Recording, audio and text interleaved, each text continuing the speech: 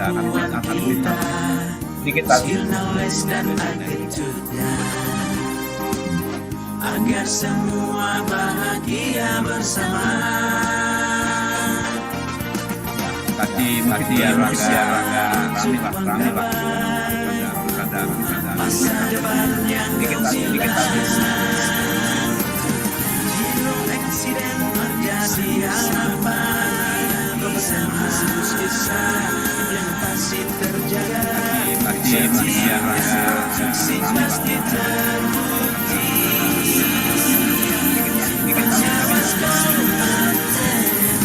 Kita harus bisa harus menjadi solusinya.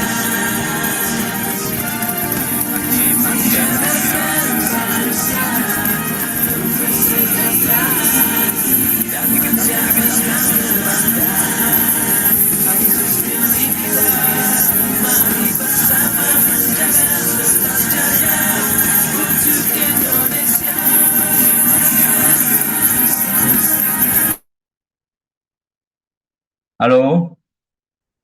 Baik, Assalamualaikum warahmatullahi wabarakatuh. Waalaikumsalam. Waalaikumsalam warahmatullahi wabarakatuh. Baik, kembali kami sambut Bapak, Ibu, dan rekan-rekan semua dalam acara ALSI Sharing Knowledge batch pertama dengan tema Loss Prevention atau Incident Prevention yang pada hari ini akan disampaikan materinya oleh Bapak Awahono selaku Managing Director PT ALSI Solution dan juga Direktur Asosiasi Profesi Keselamatan Pertambangan Indonesia. Dan acara pada malam hari ini tidak kalah spesialnya karena akan dimoderatori oleh Bapak Agung Budiarto selaku Direktur ALSIS Training Center yang juga merupakan guru pengawas tambang Indonesia. Baik, bersama saya Maharan Mega, Bapak dan Ibu bisa memanggil saya Mega. Pada malam hari ini kita akan berbagi ilmu, akan sharing-sharing ilmu dan juga akan mendapatkan ilmu baru atau update ilmu dari para ahli-ahli pertambangan dan juga keselamatan dan manajemen di Indonesia. Baik, mohon izin Bapak dan Ibu semua. Saya akan menjelaskan tentang rundown kita pada malam hari ini. Kita akan dimulai dengan open gate yang sudah dimulai sejak 5 menit yang lalu. Kemudian kita akan ada pembukaan, doa menyanyikan lagu Indonesia Raya, dan ada opening dari saya, Mega selaku MC, dan nanti dilanjutkan dengan sesi moderator. Dilanjutkan juga oleh pemaparan narasumber, yaitu untuk Bapak Awahono. Kemudian akan dilanjutkan dengan sesi diskusi dan tanya jawab, dan diakhiri dengan penutupan serta doa.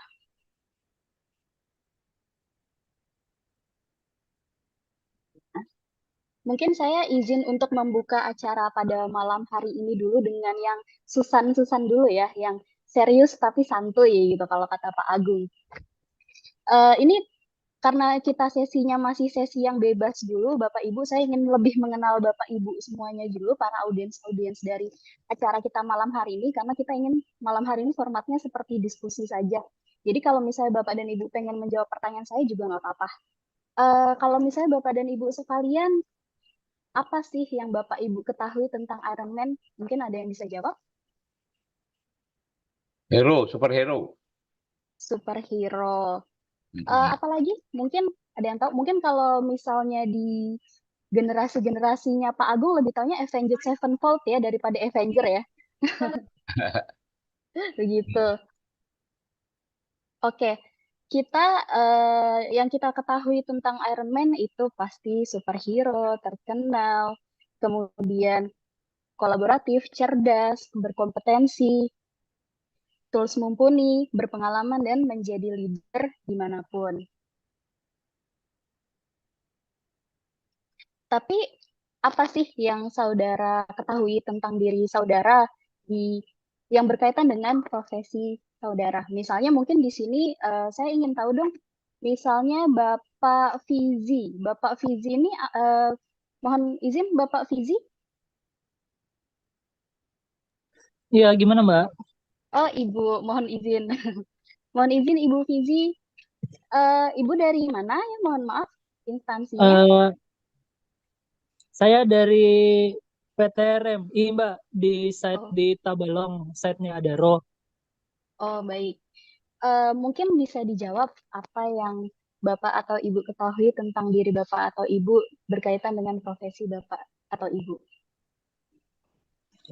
Oke, untuk terkait dengan diri saya, kebetulan karena saya juga safety ya, saya untuk terkait dengan profesi ya, saya ini selalu mengingatkan kepada pekerja untuk selalu safety ya, untuk selalu bekerja secara eh, prosedural. Jadi untuk ini untuk diketahui ya tentang diri saya. Jadi untuk saya ini mungkin orangnya lebih senang berbicara ya dengan rekan-rekan kerja Oke, saya. Mungkin seperti itu, Mbak, oke. Terima terkait kasih dengan Pak. istilah. Baik, terima kasih. Berarti salah satu hal yang Bapak ketahui tentang Bapak dan Ibu adalah komunikatif ya. Baik.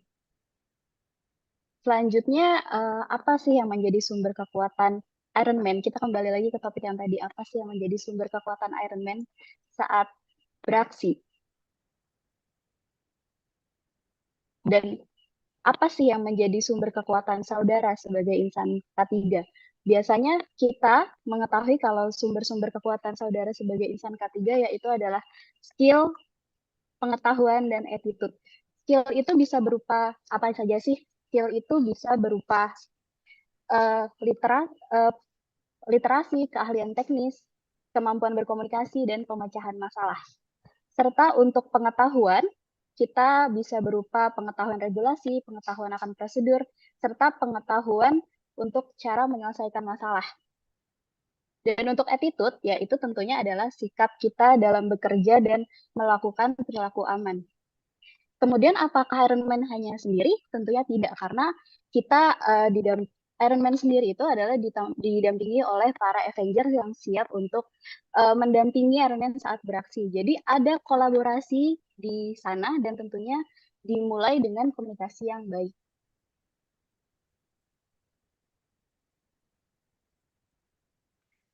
Oleh karena itu, Bapak dan Ibu sekalian, saya ingin memperkenalkan para Avenger yang dimiliki oleh PT LC Solution.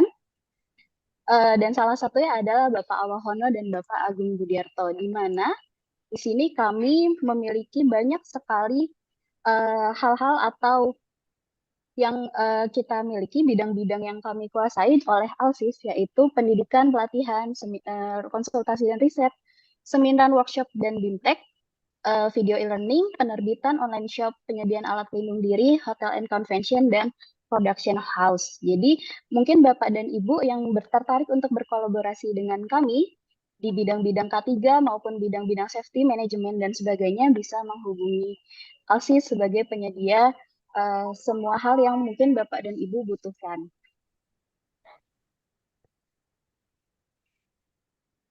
Baik, itu pembuka dari saya. Saya mohon izin untuk membuka acara kita pada malam hari ini, Bapak dan Ibu sekalian. Mari kita membuka acara ini dengan berdoa terlebih dahulu. Kita berdoa sesuai agama dan kepercayaan masing-masing. Kami persilakan.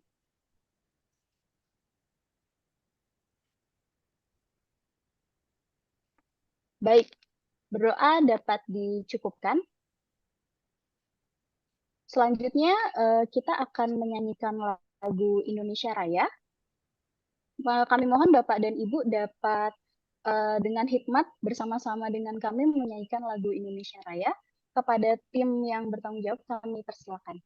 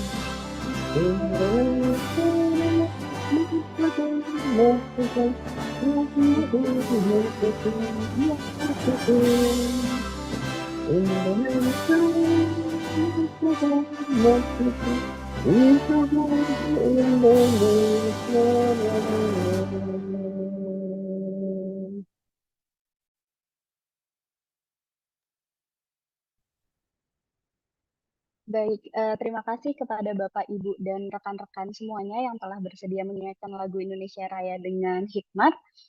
Kemudian kita akan masuk ke acara berikutnya. Bapak dan Ibu sekalian, sebelum kita memulai acaranya, izinkan saya untuk memberikan informasi mengenai yel-yel kita pada malam hari ini ya. Jadi yel-yelnya adalah ALSI Sharing Knowledge 2024, bersama-sama tingkatkan kompetensi. Tangannya mengepal ke atas, bersama-sama tingkatkan kompetensi. Jadi menaik gitu, kepalanya naik. Oke, bisa dibuka untuk mikrofonnya terlebih dahulu Bapak Ibu. Dan videonya juga boleh dibuka ya, supaya kita katanya ke pasir. untuk videonya bisa dibuka juga supaya bisa di foto terlebih dahulu juga. Oh siap, kalau foto-foto. Baik. Mohon izin untuk dikepalkan tangannya seperti ini. ALSI Sharing Knowledge 2024, bersama-sama tingkatkan kompetensi. Sekali lagi ya Bapak Ibu semua, ALSI Sharing Knowledge 2024, bersama-sama tingkatkan kompetensi. Ditahan dalam posisi seperti ini. Baik, terima kasih Bapak Ibu semua telah bersedia melakukan yel-yel dan berfoto bersama. Berikutnya kami mohon Bapak dan Ibu semua untuk mute semua mikrofonnya karena kita akan masuk ke acara berikutnya. Dan untuk Bapak dan Ibu yang belum mendapatkan background untuk Zoom-nya, kami persilakan untuk membuka grup yang sudah kita masuki tadi. Untuk di situ sudah tertera dan sudah di-share virtual background yang dapat digunakan. Baik Bapak dan Ibu, di kolom chat juga sudah tersedia ya jika ingin di-download terlebih dahulu dan digunakan supaya kita seragam ya malam hari ini. Baik, untuk selanjutnya saya akan memperkenalkan untuk moderator kita pada malam hari ini. Beliau adalah Bapak Agung Budiarto yang merupakan Direktur ALSI Training Center. Jika Bapak dan Ibu pernah POP di pertambangan sebelumnya, mungkin Bapak dan Ibu sekalian adalah salah satu dari murid beliau, karena beliau ini juga adalah salah satu orang yang telah dituliskan namanya dalam buku 100 Anak Tambang Indonesia sebagai guru pertambangan Indonesia. Kepada Bapak Agung Budiarto, kami persilakan. Baik, selamat malam semuanya. Malam. Selamat malam. Semangat pagi. Pak Agung. Ya, semangat pagi. Luar biasa. Ya, luar biasa. Semangat pagi Oke, Pak. Di Luar Papua biasa. udah jam 9:30, Pak. Oke, baik. Malam ini ya sangat bahagia sekali kita bisa berjumpa di dalam acara perdana kita di tahun 2024 Januari dalam rangka juga dalam bulan K3. Ini OSIS dengan bangga menyelenggarakan untuk seminar ya, seminar kita namanya sharing knowledge agar nanti kita bisa ada pencerahan-pencerahan yang mungkin terjadi. Seringkali kita mendapatkan suatu seminar ataupun atau training itu selalu bicara tentang investigasi. Kalau kita bicara investigasi, tentunya kita bicara tentang hal-hal untuk mitigasi. sudah terjadi kecelakaan dan sebagainya. Dalam mindset kita semacam ini, sehingga namanya mindset itu harus yang positif. Maka dalam hal ini jarang sekali dalam seminar ataupun bahwa ada mengenai pengertian ataupun hal-hal yang menyangkut pada preventif ataupun pencegahan. Orang yang bisa menginvestigasi tentunya pasti paham bagaimana cara mencegah dahulu. Dan pencegahan itu bisa dilaksanakan dari tingkat paling dasar sebagai karyawan ataupun operasional, bisa manajemen menengah, dan bisa juga secara komprehensif, holistik semuanya daripada yang ada di dalam sebuah organisasi. Ya, maka dengan ini, maka kami dengan Pak Alwahono ini selaku yang berkompeten dalam hal ini tentang bagaimana cara preventif melakukan terhadap kecelakaan, nanti akan dipaparkan lebih lanjut. Mohon saya share ini dulu ya. Saya share. Mohon ini saya share.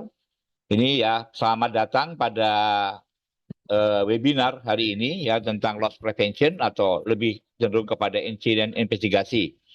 Tata cara yang akan kita lakukan di dalam seminar nanti yang akan disampaikan oleh Pak Wahono, yaitu mohon semua peserta untuk mute ya, mute dulu dari mikrofonnya agar bisa berjalan dengan lancar. Karena kalau webinar ini sekali ada kebuka maka akan mengganggu satu sama lain. Jika ada hal yang mau ditanyakan atau berupa pertanyaan dari moderator atau dari pembawa acara, atau ada pertanyaan tentang bagaimana pelaksanaan, atau mau bicara tentang isi daripada seminar yang dilakukan oleh fasilitator, maka bisa melalui chat. Dan nanti moderator akan menyiapkan juga waktu untuk bertanya melalui langsung, jadi bisa bicara langsung. Tergantung dari waktunya nanti, apakah kita bisa ada waktu yang bisa secara langsung disampaikan. Nanti kita ada waktunya juga dalam pertanyaan. Waktunya dalam seminar ini adalah 60 menit untuk pemaparan, 45 menit untuk tanya jawab. Ini kok banyak gambar Iron Man ya di dalam penampilan slide saya. Memang temanya adalah ini superhero. Kita akan menjadi hero-hero di perusahaan kita, menjadi hero-hero di dalam keluarga kita. Yang tentunya ada 3 hal untuk menjadi hero di dalam hal pekerjaan maupun dalam keluarga dan kehidupan. Tentunya apa? Ada skill, kemampuan dalam kita mengasah daripada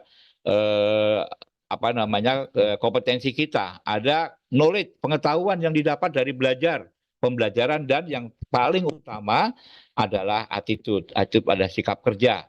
Sikap kerja yang mencerminkan daripada value yang ada di dalam kita. Bagaimana meningkatkan value? Tentunya dengan menambah skill dan knowledge. Bagaimana caranya? Ya dengan mengikuti seminar-seminar semacam ini adalah penambahan value dari Bapak semuanya. Penambahan dari skill dan knowledge sehingga value Bapak akan bertambah. Gitu ya. Oke, baik. Dan ini nanti Pak Alwahono, ini pendidikan terakhir dari Magister Keselamatan dan Kesehatan Universitas Indonesia. 20 tahun lebih sebagai praktisi konsultan di bidang HSE, narasumber seminar dan lain-lain, jabatan sekarang Direktur APKPI, dan Managing Director Orsis Group, anggota Komisi Teknis 13.6 SDM, asesor SMK BNSP, auditor ISO, pernah ISO, sebagai penulis juga karya beliau banyak, semacam kayak Resilient Safety Leadership, ya, ada juga karya-karya 100 anak tambang dan lain sebagainya. Dan dia selalu menyampaikan Man Safety Campaign, ya kan, yang diadakan tahun 2022 dari Sabang sampai Merauke. Padahal saat itu dalam kondisi COVID. Tapi Pak Al ini sangat gigih ya untuk selalu mensiarkan dari hal-hal yang tentang keselamatan, ya, keselamatan kerja dalam hal ini, keselamatan dan kesehatan. Saya sebagai anggota dari OSIS tadi sudah disampaikan oleh sedikit ya dari untuk Mega, maka saya nggak usah terlalu banyak menyampaikan di sini bahwa OSIS ini adalah satu provider untuk training dan konsultasi, mempunyai visi misi, tentunya menjadi perusahaan yang terkemuka. Ini adalah orang-orangnya, ada saya, Pak Al, ada di sini ada Pak John Peter Panjaitan, ada Bu Delvi, ya, dan sebagainya. Ini banyak sekali yang dikerjakan di OSIS, ada penerbitan, ada training, ada konsultasi, ada riset, dan ada juga tentang pembuatan video visual. pembuatan video visual dan pembuatan animasi-animasi yang tentunya di dalam era digital ini sangat perlu sekali ya, karena sekarang adanya TikTok, adanya YouTube dan sebagainya itu orang banyak terkesima ataupun banyak cenderung kepada visual. Maka dalam hal ini OSIS menyediakan bagi para rekan-rekan yang membutuhkan nanti bentuk apa sosialisasi atau training yang berbentuk audiovisual, maka bisa menghubungi kami nanti lewat nanti di situ ada perusahaan kami yang bergerak di bidang ini. Tentu kita pengalamannya sudah cukup lama, 16 tahun. Ya, tersertifikasi di ALDP, Kemenaker maupun ISO 9001. Ini klien-klien kami. Ya, ini juga tadi sudah disampaikan bentuk-bentuknya apa saja.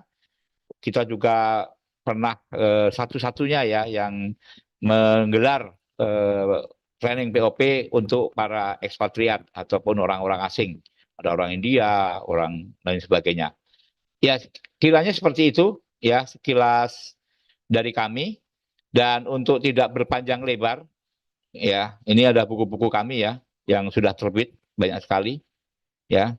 Ini juga nanti audiovisual yang ada di situ. Baik, untuk mempersingkat waktu dan agar cepat nanti bisa disampaikan dengan baik, maka waktu dan tempat untuk Bapak Al-Wahono kami persilahkan untuk memaparkan apa itu yang dimaksud dengan incident prevention atau pencegahan terhadap insiden. Ya, jadi kita jangan sampai melakukan investigasi yang besar, tetapi lebih baik memperkuat daripada preventionnya. Dengan adanya prevention, pencegahan yang baik, yang benar, yang kuat dari top manajemen sampai ke bawah sesuai dengan proporsinya masing-masing, maka diharapkan jangan sampai ada investigasi yang bersifat kerugian dan fatality. Silakan Pak Wahono untuk memulai dari pemaparannya dan waktunya 1 jam, nanti dilanjutkan dengan tanya jawab. Waktu dan tempat kami persilahkan Pak Wahono. Oke, terima kasih Pak Agung. Ya. Pak Agung, semangat luar biasa ya. Selamat malam teman-teman semua. Assalamualaikum warahmatullahi wabarakatuh.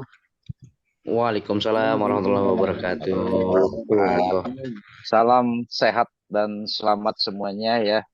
Kita mengawali tahun 2020 dan hari ini kita memasuki bulan ketiga nasional 12 Januari dan selama 1 bulan ke depan ya sampai dengan Februari nanti tentunya kita semua banyak sekali melakukan campaign terkait dengan keselamatan ya.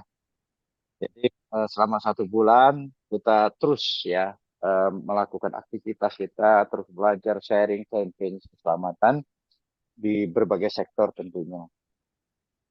Selamat bulan ketiga nasional.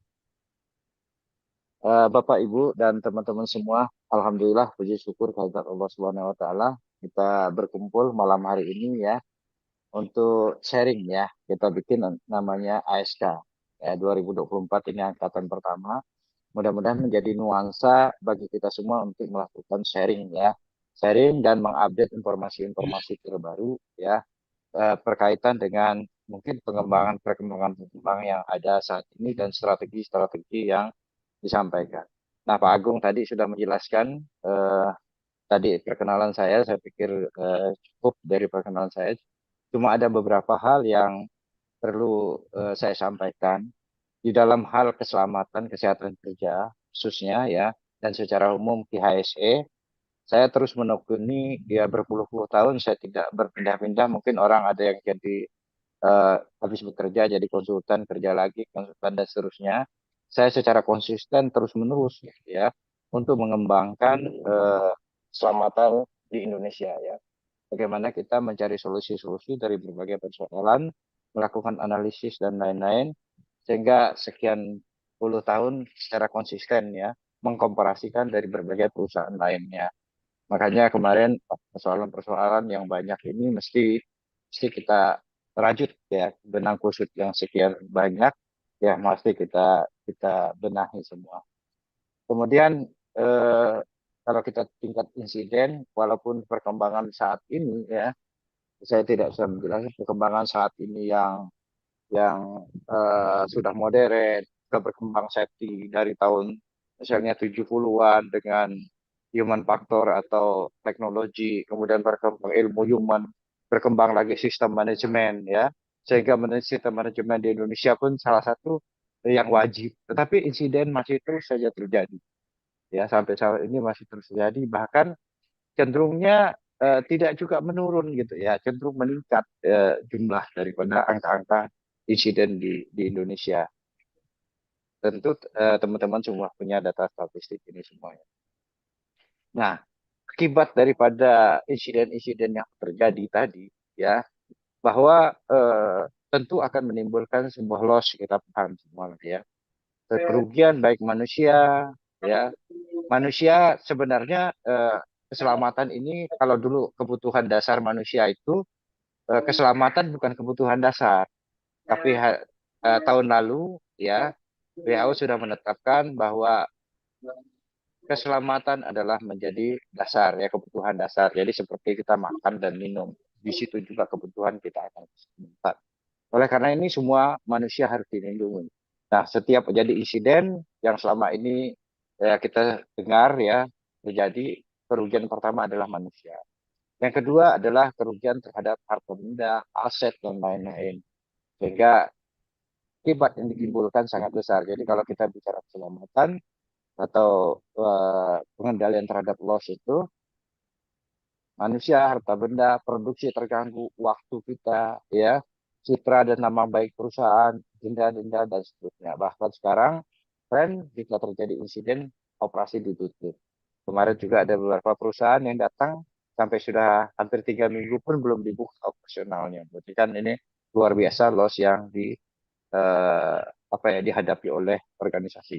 Nah, oleh karena itu, maka menjadi sangat penting kita bagaimana cara kita mengendalikan kerugian-kerugian ini, ya. Bagaimana strategi yang harus kita miliki agar di tempat kita tidak jadi kerugian seperti ini. Nah, ini patut kita menjadi bahan diskusi yang sangat mendalam. Mungkin kita merasa berbagai strategi, berbagai cara sudah kita lakukan, tapi kenapa ini terjadi? Apalagi di organisasi-organisasi perusahaan yang punya karyawan 20.000, 30.000, sekian banyaknya gitu ya. Berbagai strategi sudah kita lakukan dalam organisasi.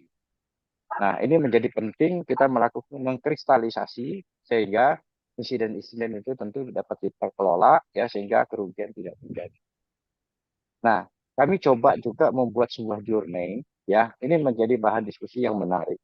Bagaimana sih kita mengelola keselamatan untuk agar kita bisa menjadi terbebas dari sebuah kecelakaan atau insiden. Nah, untuk melakukan pengelolaan terhadap keselamatan itu, jadi kami merumuskan mungkin dari bawah ini juga banyak. Maka di negara ada regulasi, kemudian alat peralatan yang kita beli, perencanaan dan lain sifatnya engineering, itu menjadi hal yang mendasar. Kemudian kita biasanya punya standar-standar. Nah, ini sebagai dasar ya biasa.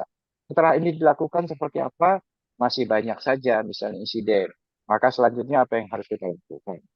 Nah, untuk mencegah terjadi insiden ini atau kerugian, ya bukan hanya insiden ya, kerugian, maka kita ngelolanya dengan risk management. Kemudian risk management itu adalah satu bagian, maka dia tidak menjadi standar yang disertifikasi, tetapi menjadi sebuah standar yang terintegrasi dengan standar lainnya. Nah, risk management itu kemudian setelah lakukan risk management dikelola dengan baik dalam sebuah sistem manajemen. Kita sistem manajemen mulai ada ISO 45000, itu sistem manajemen keselamatan, kemudian ada SMK 3, SMKP, dan sistem-sistem manajemen lainnya di berbagai industri kita sudah sangat banyak. Tetapi dalam pengelolaan setelah sekian tahun kita sertifikasi, kita menjalankan sistem ini, kok ternyata ya perbaikan pasti ada, tingkat insiden kita biasa menurun, tapi banyak hal yang tidak efektif. Apalagi sebagian bisa ditampilkan kami sudah sertifikasi, rasanya sudah komplit. Ternyata begitu kita lihat ya, banyak sekali sistem manajemen itu tidak berjalan efektif karena adalah peranan leadership dan komitmen dari pimpinan di organisasi. Oleh karena itu, setelah dulu kami menjadi konsultan membangun sistem di organisasi, kemudian turut beserta dalam membangun sistem manajemen juga bersama teman-teman yang lain. Kemudian melakukan evaluasi menjadi auditor di berbagai badan sertifikasi tentunya. Oh, ternyata ada satu persoalan yang sangat serius untuk bisa menurunkan insiden atau mengelola keselamatan dengan baik, yaitu peranan para leader. Maka kami mencoba akhirnya melahirkan sebuah buku Resilient Safety Leadership. Ya, karena peranannya leader itu menjadi sangat penting. Kemudian yang berikutnya adalah saya leader itu bisa mendrive ya orang-orang dalam organisasi, maka bisa menjadi menimbulkan perilaku-perilaku yang selamat atau safe behavior dalam organisasi. Dan pada akhirnya terbentuk culture. Nah, safety culture yang kita bahas tentunya atas perilaku-perilaku individu setiap orang atau kelompok, kemudian culture itu adalah menjadi budaya organisasi, dan budaya itu kita bangun budaya untuk apa? Untuk menjadi orang-orang baik, untuk menjadi keselamatan baik.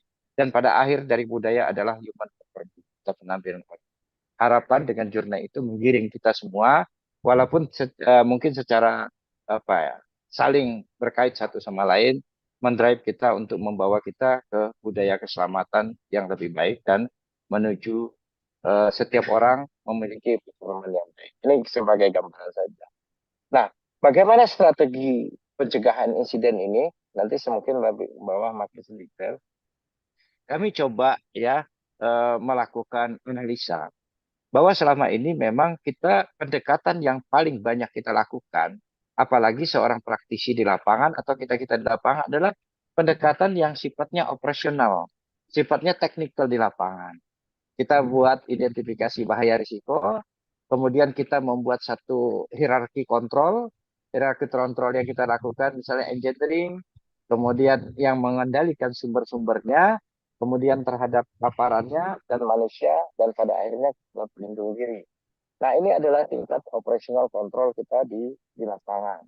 Kemudian kita dibuat dalam perencanaan itu dari hasil melaksanakan hierarki ini, otoris kontrolnya, diimplementasi, dievaluasi, dan banyak hal untuk melakukan pengendalian di tingkat operasional. Ya. Nah, kemudian pengendalian tingkat operasional ini efektif tidak? Ya, ternyata ya cukup efektif, tetapi ada hal yang lebih mendasar lagi. Kenapa kerugian ini terus terjadi? Nah, pertama adalah ada juga pendekatan yang lebih efektif juga, ya bukan lebih efektif, ini bersama-sama, yaitu pendekatan yang strategik yang kadang-kadang kurang menjadi perhatian kita. Pendekatan strategik apa?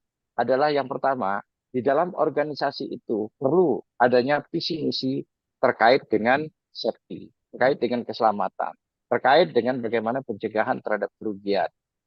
Ya. Kemudian kalau seandainya keselamatan tidak masuk dalam visi dan misi organisasi, kita sering lihat menerapkan sistem sekian, tapi dalam visi misinya nggak ada, ya. Berarti tidak didrive oleh organisasi, oleh pimpinan tertinggi dalam organisasi.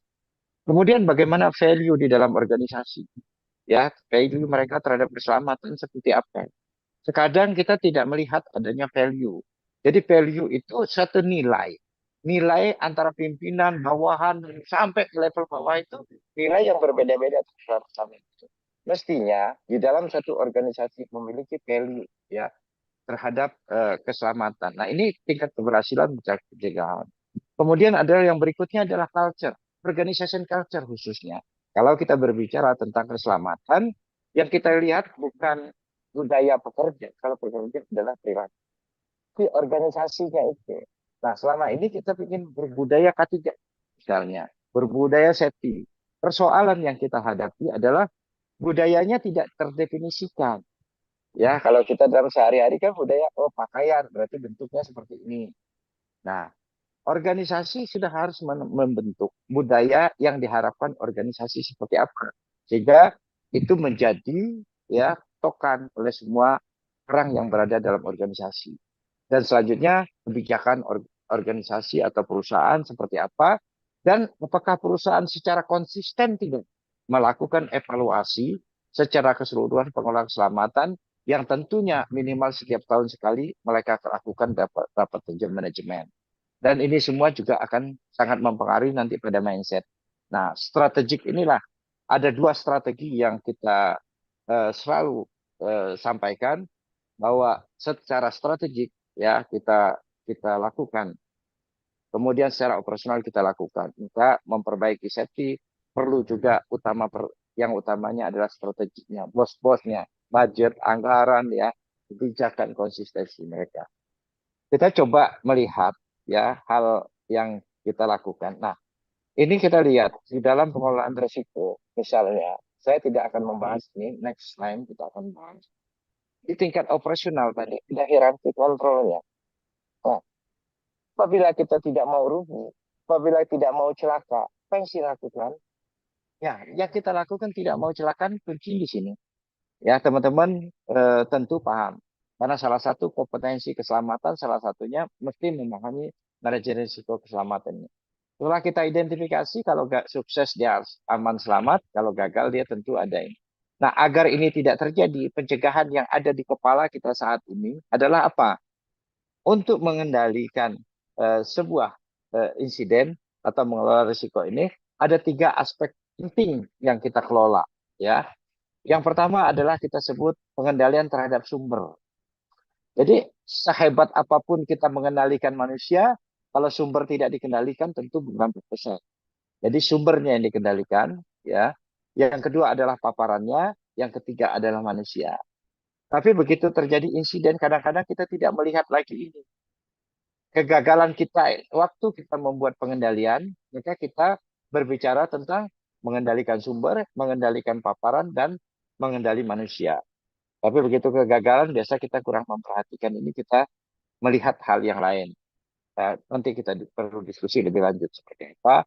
Tapi filosofinya pertama, bahwa mengendalikan risiko kita selalu menggunakan hierarki kontrol ini untuk di tingkat operasional. Tetapi begitu kita investigasi, biasanya mencari sumber-sumber atau faktor kontributor ini kurang menjadi perhatian. Ini satu persoalan yang 2 arah yang perlu kita simak lebih lanjut tentunya. Kemudian kita melihat, tentu ini hal yang sudah umum buat kita yang bekerja di berbagai sektor industri. Bagaimana kejadian kecelakaan ya yang menyebabkan kerugian dalam organisasi itu bisa terjadi ya. Yang pertama kita sumber ya yang kita semua paham betul adalah Hendrik. Ini sekedar kita bahas ya terkait dengan Hendrik. Kalau Hendrik kecelakaan terjadi karena apa? Ya, karena ada tindakan tidak aman dan kondisi tidak aman. Hendrik ini ya ini luar biasa membuka wawasan dan mindset kita sebagai ilmu yang tetap harus kita pelajari, tetapi perlu kita sesuaikan dengan kondisi saat ini tentunya. Nah, tindakan tidak aman dan kondisi tidak aman yang menyebabkan insiden itu terjadi. Sampai hari ini tentu kita masih menggunakan kata yang dibuat Hendrik ini sebenarnya tahun 28, publishnya dia 1931 ya. 31. Berarti udah berapa puluh tahun yang silam sebelum Indonesia merdeka ya. Tapi tindakan tidak aman dan kondisi tidak aman itu disebabkan oleh orang, oleh manusianya. Jadi insiden itu terjadi akibat tindakan dan kondisi yang disebabkan oleh orang. Nah, atau salah orang jadinya. Karena ini salah orang, tapi kenapa orang bisa salah? Ya, orang itu bisa salah karena faktor keturunannya. Jadi genetiknya dia gitu ya. Yang disalahkan di sini keturunan atau sosialnya ya. Jadi lingkungan sosial yang membentuknya dia sehingga orang itu salah, sehingga akhirnya dia tertundung untuk bertindak aman dan kondisi tidak aman sehingga menyebabkan insiden dan kerugian. Apakah ini update? Ya, silakan kita masing-masing memperhatikan ini di mana kondisi ketinggian kita lebih nanti. Tapi ini adalah landasan ilmu safety terhadap loss prevention. Kemudian mungkin teman-teman kemudian melihat hal yang berbeda. Sebenarnya sebelum di tahun 80-an ini ya, 79, 80, mengevaluasi. Oh, jangan salah orang aja. Karena tindakan dan kondisi tidak aman ini disebabkan oleh ada penyebab dasarnya. Oleh karena itu sampai hari ini kita menyebab dasar dan kita melakukan proses untuk melakukan pencegahan insiden termasuk investigasi adalah dengan menggunakan sekuen ya, sekuen dan saling mendorong bahwa insiden terjadi karena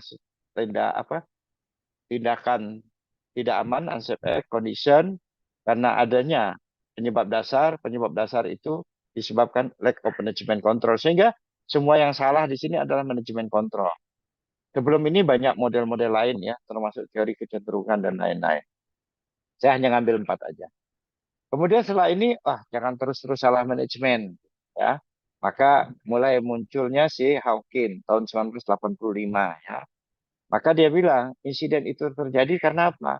Mismatch, tidak sinkronan antara ya orang dengan orang lain, gitu ya. Manusia dengan manusia lain, manusia si operator dengan lingkungannya, manusia dengan hardware-nya, manusia dengan peralatannya. Dan banyak yang menggunakan model-model ini, sehingga jika terjadi sebuah insiden atau menetapkan sebuah kontrol, maka lihat kemungkinan-kemungkinan ketidaksinkronan antara liveware manusia satu, manusia lain, para pengawasnya, ya, kemudian software, hardware, dan lingkungan tempat kerjanya. Nah, ini banyak dipakai juga. Kemudian recent melihat insiden itu terjadi karena 2 aspek besar, yaitu latent condition-nya, ya, latent failure-nya mereka, dan yang sifatnya aktif, ya, aktif failure-nya. Sebagai gambaran itu, maka muncullah model-model human error. Saya tidak menjelaskan lebih lanjut dan banyak perkembangan ini era 90-an. Nah, pendekatan sampel, ya, ini kita lihat dari pemikiran-pemikiran yang ada itu, ya, maka berkembangnya SETI ini ada dari ICAO, ada dari saya lihat juga dibuat dalam buku, bahwa pendekatan awal SETI orang pada technical factor lebih banyak, ya, di era-era 70-an, ya. Kemudian berkembang lagi ilmu-ilmu terkait dengan human, ya, ilmu manusia, diantaranya adalah ilmu human factor. Maka kalau kita banyak belajar SETI sekarang, kita sangat terpengaruhi oleh ini tentunya, karena paling kita ngambil buku tahun 70-an sampai tahun 2000-an. Kemudian tahun 90-an ke atas, pertengahan tahun 2000, maka ternyata pengelolaan terhadap teknis, terhadap manusia, itu sangat dipengaruhi oleh organisasi. Terkait dengan technical, human, dan organisasi. Kita di era tahun 2020-an ke atas, mengelola keselamatan tidak hanya pada human, tidak hanya pada proses dan teknologi tadi technical, tapi juga pada organisasi sistem ini. Jadi kalau mau melihat safety, aspek inilah yang harus menjadi perhatian kita. Oke ya, ini gambaran saja, mungkin sekilas ya. Mungkin nanti kita diskusi lebih dalam, silakan teman-teman semua. Tapi dalam perkembangan era 2020 sekarang, ya tentu kalau kita melihat ya kita mengelola keselamatan, kita harus mengelola manusia, proses dan teknologinya, kemudian juga organisasi dan sistem manajemen. Nah, kalau kita berkembang di tahun kita lihat di tahun era 90-an, mulai 2000 lah ya, mulai 2000 sampai sekarang, ilmu yang berkembang adalah manajemen sistem. Manajemen sistem itu menjadi satu yang menjadi sangat ampuh buat kita. Tapi manajemen sistem tentu ada fokus-fokus yang harus kita perhatikan. Ya. Nah, itu sebagai gambarannya, berpijak dari sinilah ya. Maka kita harus juga dari model-model tadi ini berkembang banyak sekali model-model pencegahan insiden yang terjadi ya. Tapi ini adalah salah satu model pencegahan insiden yang terjadi yang sekarang dalam proses SNI yang sudah compensation juga, bahwa kita juga harus melihat ya, belajar dari semua kondisi yang ada, tetapi juga untuk melakukan pencegahan terhadap insiden perlu ada hal-hal yang menjadi perhatian pokok gitu. Yang pertama ya, pada kotak yang pertama ini, bahwa untuk melakukan pencegahan itu diawali oleh adanya organisasi, mulai visi, misi, organization culture, dan seterusnya ya, sampai kepada tugas dan tanggung jawab ya, dan seterusnya ya. Ini kita tentu banyak hierarki, tugas tanggung jawab segala macam di dalam organisasi.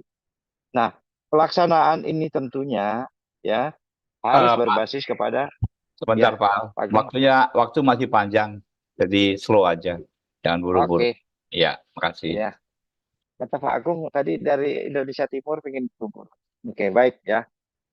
Jadi berdasarkan yang ada tadi ya, berdasarkan yang apa cakupan keselamatan di era 2020-an sekarang yang juga ramai kita bicarakan tentang segitiganya tadi. Maka yang pertama untuk mencegah terjadi sebuah insiden, maka di sini sebenarnya kita kelompok ada pencegahan risiko yang sifatnya risk prevention, kemudian yang kedua adalah risk mitigation. Nah, untuk risk prevention diawali dengan organisasi. Maka kalau kita masuk ke dalam satu perusahaan yang dilihat ya terkait dengan tugas dan tanggung jawab ya di masing-masing organisasi, masing-masing fungsi sudah memasukkan aspek keselamatan belum di dalam.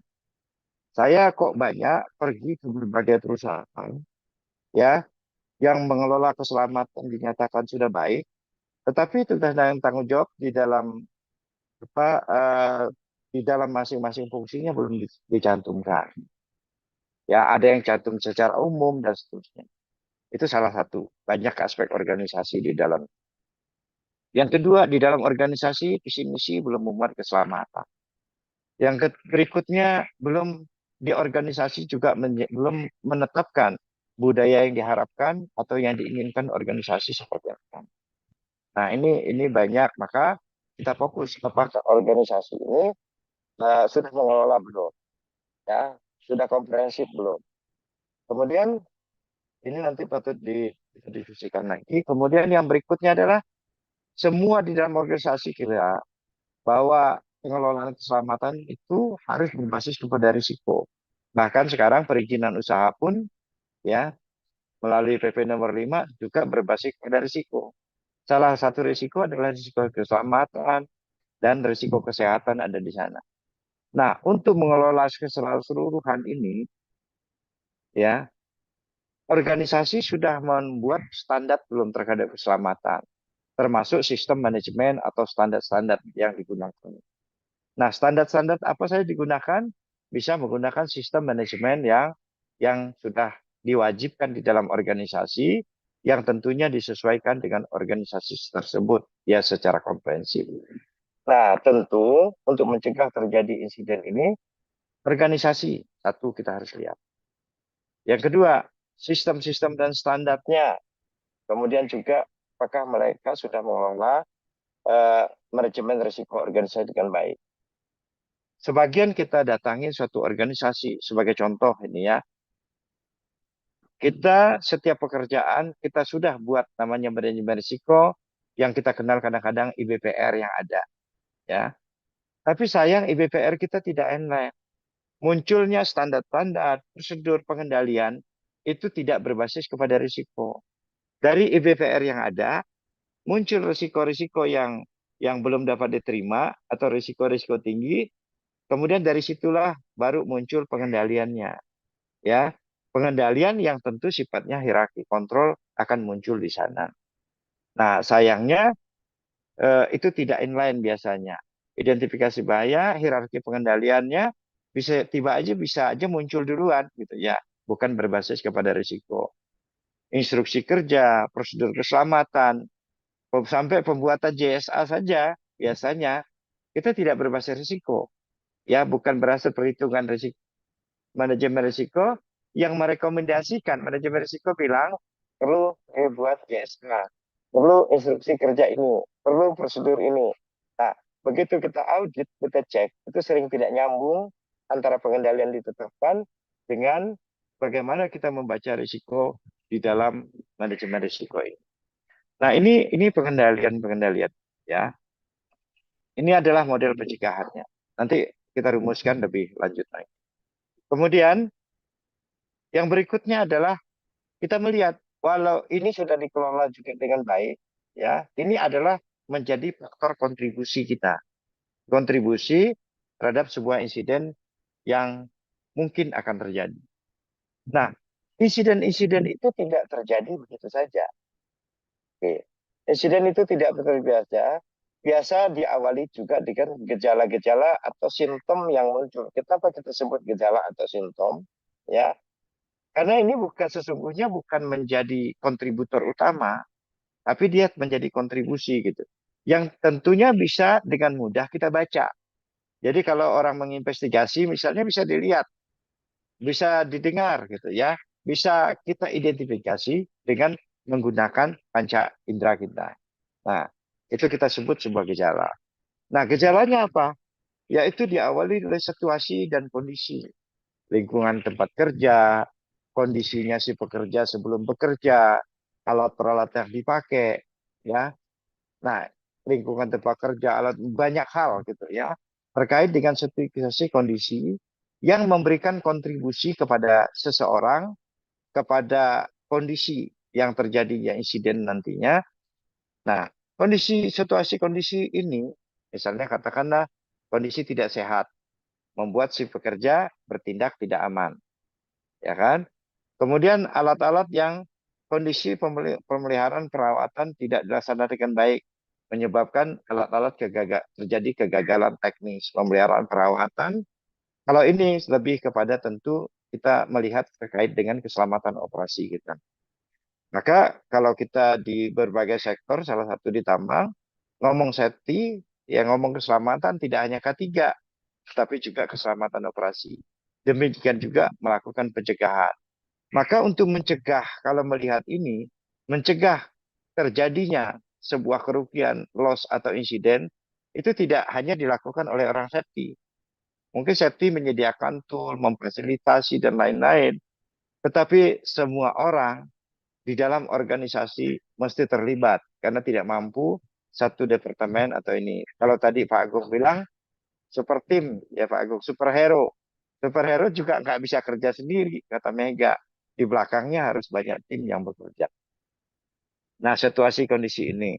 Kemudian muncullah tindakan tidak aman, ya tindakan-tindakan manusia yang sifatnya tentu tindakan tidak aman. Kemudian eh, apabila tindakan tidak aman itu terjadi atau tindakan manusia terjadi, maka tentu kita akan melihat kenapa manusia ini ya manusia bisa melakukan sebuah tindakan yang berisiko ya. Kenapa dia melakukan tindakan yang at risk?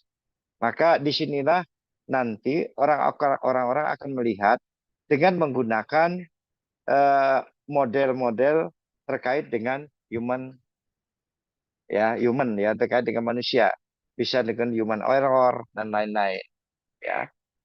Kemudian kalau kegagalan teknis ya tentu bagaimana kita melakukan pengendalian terhadap kaitan dengan teknis. Kalau misalnya tanah longsor, desainnya seperti apa dan segala macam ya. Kalau dia di mekanik, pemeliharaan perawatan termasuk pemilihan alat. Nah, inilah pencegahan yang kedua ya, ini terkait dengan basis atau sistem safety-nya. Yang ini adalah terkait dengan gejala yang muncul ke pembunuh. Tidak cukup sini. Kalau ini kita sebut sebagai incident prevention ya. Prevention agar tidak terjadi sebuah insiden. Mungkin kalau bahasa saya agak sulit nanti Pak Agung bisa mendetailkan sedikit ya Pak Agung, tapi saya hanya ngomong kerangka pikirnya dulu. Ya, secara teknikal tentu kita diskusikan. Juga penting ya kita dalami. Harapan harapan kami tentu kita semua harus tadi mau melakukan investigasi seperti yang Pak Agung sampaikan, harus memahami juga ilmu prevensinya agar lebih mudah. Nah, selanjutnya kalau sampai kejadian itu terjadi atau insiden terjadi, belum tentu insiden itu membuat kita loss, belum tentu membuat kita rugi, ya. Tapi insiden itu yang terjadi ini masih bisa ada layar-layar atau ada dipen-dipen, ada sistem pertahanan kita. Ini kita sebut di sini adalah risk mitigasi. Hanya mengelompokkan. Definisi monggo saja. Jadi kalau terjadi insiden, bagaimana sistem pertahanan? Kalau kita bawa mobil, ada tanggul nggak di sana? Ya kan? Kemudian ada apa? Brake nggak? Itu ya bekerja secara otomatis atau enggak? Dan seterusnya. Ya. Kemudian apabila menyentuh orang gitu ya, apakah pakai APD tidak. Ini sistem pertahanan untuk mencegah loss. Ya, untuk mencegah terjadinya loss. Jadi kita harus mengidentifikasi ya untuk mencegah terjadinya sebuah kerugian, bukan hanya insiden yang kita cegah tadi. Maka topik judul ini sebenarnya lebih mencegah loss-nya, ya, lebih mencegah kerugiannya. Nah, kerugian ini dicegah walaupun terjadi, belum tentu kita loss. Ya kan, ada tanggul sehingga tidak loss. Tapi kalau nggak tanggul berarti selesai itu gitu ya. Kemudian banyak hal contoh-contoh lainnya tentunya. Tapi kalau sistem pertahanan setelah setelah insiden terjadi, maka tidak mampu sistem pertahanan kita, ya maka terjadilah loss. Nah, bagaimana melakukan pengelolaan terhadap loss? Maka organisasi harus melihat dua hal penting. Yang pertama adalah pencegahan risiko atau sifatnya risk prevention, mulai dari simptom sampai terkait dengan isu-isu safety. Yang kedua, kalau sampai ini terjadi, ini nggak boleh terjadi. Kalau sampai ini terjadi, maka gitu ya, kalau sampai terjadi, maka kita tetap masih memiliki sistem pertahanannya. Nah, sistem pertahanan, apakah kita bikin tanggul, apakah kita bikin handrail, ya. Ini adalah sistem pertahanan agar tidak terjadi loss sehingga produksi kita tetap baik. Nah, teman-teman semua, jadi Pak Agung, ini adalah satu yang baru. Nanti teman-teman kan sangat familiar semua dengan ini. Sekali lagi, ini bukan model investigasi, ya. Model investigasi kalau terjadi insiden, model investigasinya tidak ini. Model investigasinya bebas, ya. Kalau terhadap human, tentu model investigasi bisa menggunakan human error, bisa menggunakan model-model lainnya terhadap human, ya, human factor dan lain-lain. Ini banyak sekali sehingga dia bisa menentukan kalau terjadi insiden dari sisi human-nya, ya, ini tidak sekuen bicaranya. Dari segi human-nya, ini adalah apa yang menjadi kontributor si human ini sehingga insiden terjadi kecelakaan. Maka investigasi ini oleh orang-orang yang paham terhadap human. Jadi tidak ada satu orang yang paham segalanya. Tapi kalau orang-orang safety tahu metodologinya. Sehingga siapa yang melakukan investigasi tentu yang paham. Terus yang berikutnya, kalau kita bicara tentang kegagalan teknis, berarti model investigasi apa?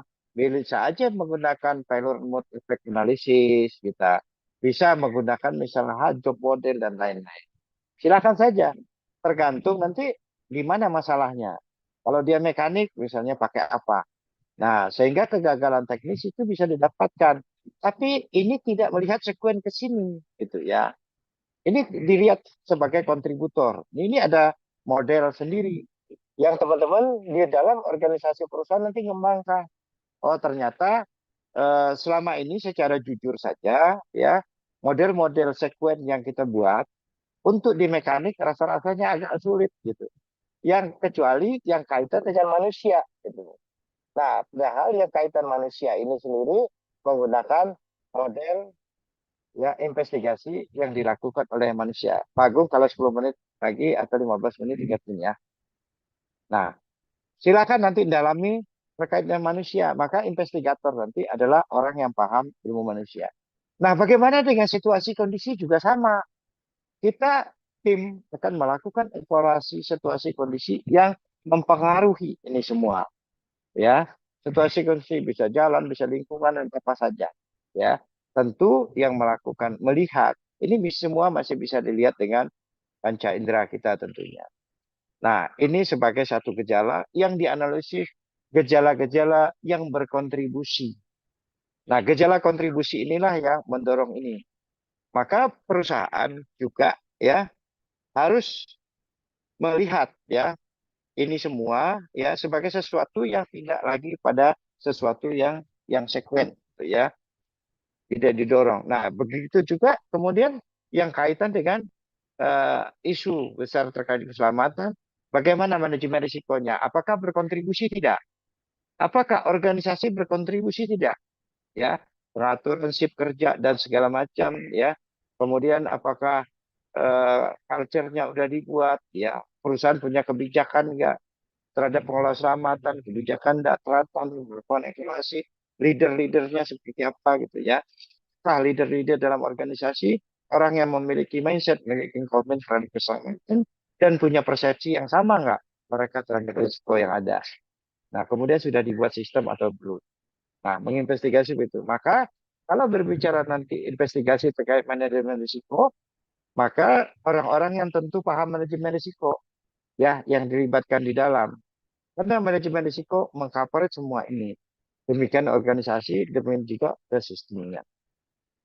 Nah, insiden terjadi juga kita melakukan evaluasi terhadap sistem pertahanan. Jadi nanti di lapangan kita paham mana yang sifatnya potensial yang kita persiapkan agar tidak terjadi insiden dan mana yang sifatnya nanti hanya untuk melakukan mencegah jadi loss saja. Bukan insidennya tapi loss-nya yang dikendalikan. Nanti next time kita akan berbicara secara lebih dalam mengenai investigasinya. Nanti model apa yang paling bisa diterapkan di sini, di sini, di sini. Tapi ini akan menjadi rangka. Saya ini mudah-mudahan SNI juga mungkin sebentar lagi dengan model yang lebih komprehensif, yang tidak melihat sekuen aja, tapi kita berbasis kepada lingkup ini. Jadi dari sana. Lingkup ini, pengelola keselamatan secara terintegrasi. Oke. Saya lanjut ya, nanti Bapak-Bapak nanti kita bisa diskusi lebih lanjut. Nah, Allsys Solution sendiri membuat satu modeling, ya, modeling untuk membaca situasi. Kami ya beberapa perusahaan yang menghadapi insiden secara berturut-turut dan terus-menerus, yang sulit menentukan obatnya, maka kami berusaha sekian lama kita menemukan satu satu satu framework atau kerangka berpikir bagaimana kita membedah organisasi sehingga secara komprehensif kita bisa melihat dari sisi human ya, kemudian proses dan teknologi, kemudian organisasi dan sistem. Maka kita biasa turun melakukan analisis ke dalam organisasi untuk melihat dari ketiga aspek besar ini, yaitu human, ya, proses teknologi, dan tentunya organisasi dan sistemnya. Nah, untuk itu kita membuat ada 28 indikator yang kita gunakan. Yang pertama, untuk membaca situasi ya yang ada di lapangan, kita akan melihat satu, ya, ini disebut kita framework safety resilient yang kita buat. Kalau teman-teman nanti bisa baca lebih lanjut, sebenarnya ini kita muat di dalam buku Resilient Safety Leadership di dimuat. Ya. Yang pertama itu adalah kita melihat human capability-nya. Ini keprihatinan yang kita lihat, perusahaan atau organisasi selalu tidak konsisten memperhatikan human capability mereka. Human capability yang dimaksud ini lebih kepada orang-orang yang bekerja atau si pekerjanya. Nah, oleh karena itu kita melihat, yang pertama, kita melihat si kompetensi pekerja. Maka dimulai dari mana? Salah satunya adalah TNA, terkait dengan keselamatan.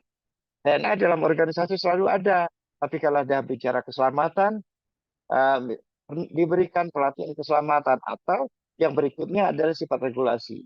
Padahal misalnya dia seorang mekanik, dia harus punya kompetensi tentang loto, dia punya kompetensi tentang apalagi listrik, bergantung ya apa yang dia kerjakan.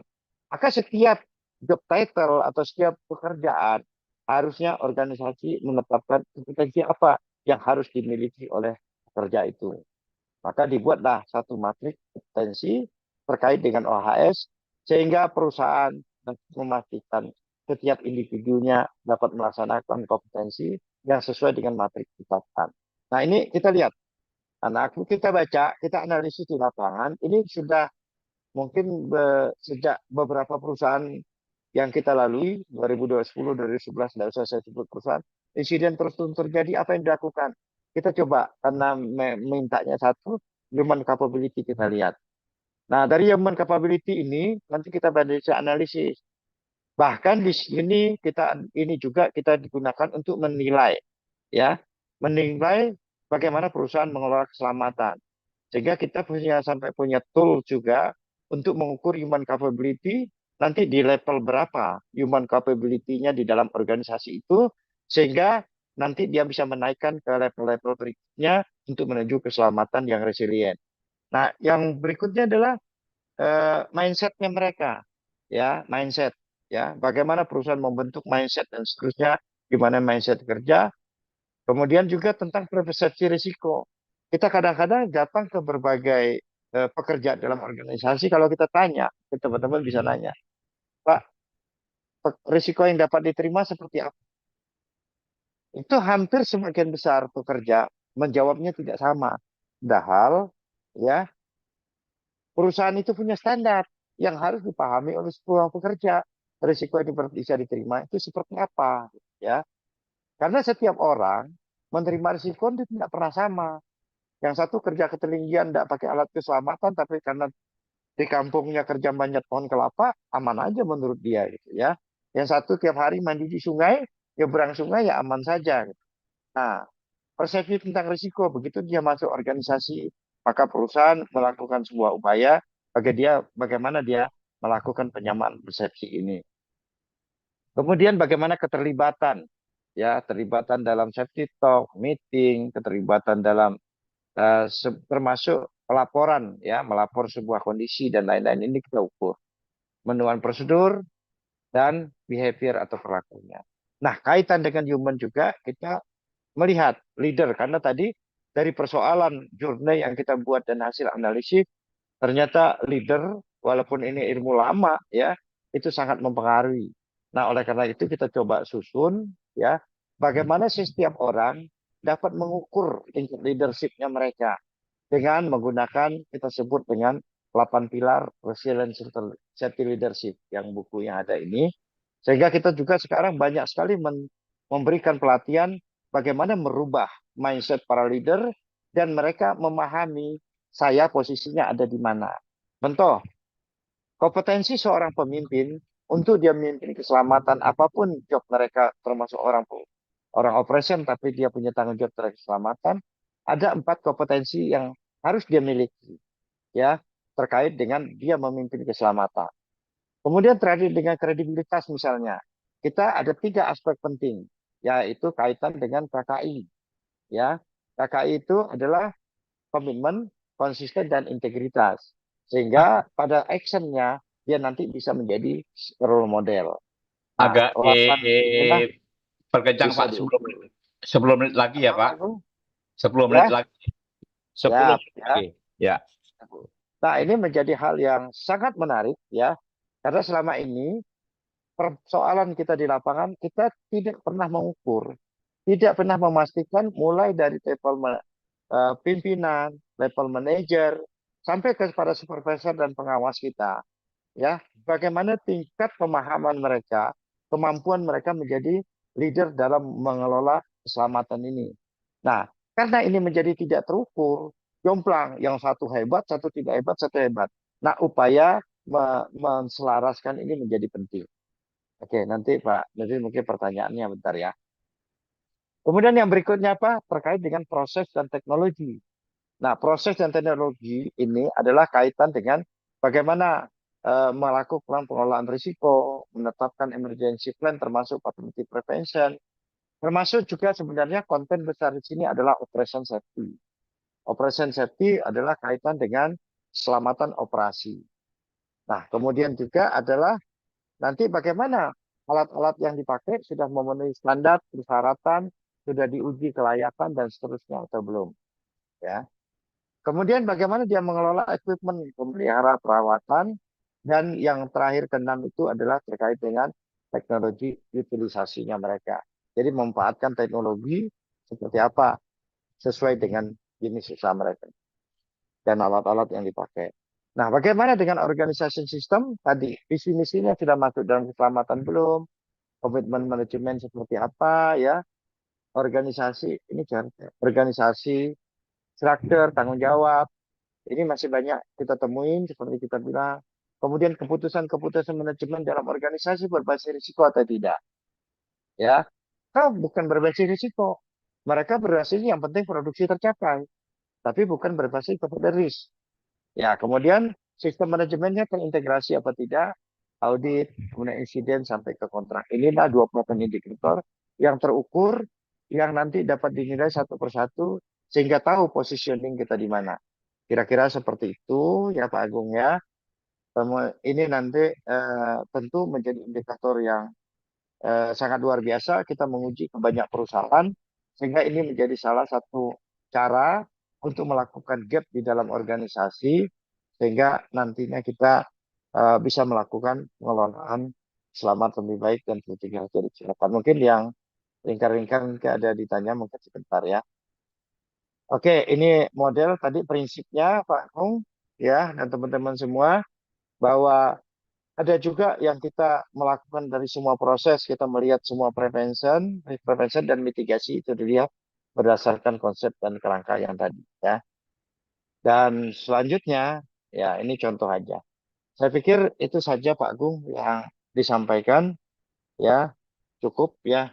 Kayaknya udah mulai ada coret-coret ini, udah mengajak diskusi lebih cepat ya dari apa yang disampaikan. Mudah-mudahan memberi impact kita semua karena satu hal bahwa selama ini yang kita lakukan di lapangan ya kita kan ngelola keselamatan itu banyak sekali aspeknya.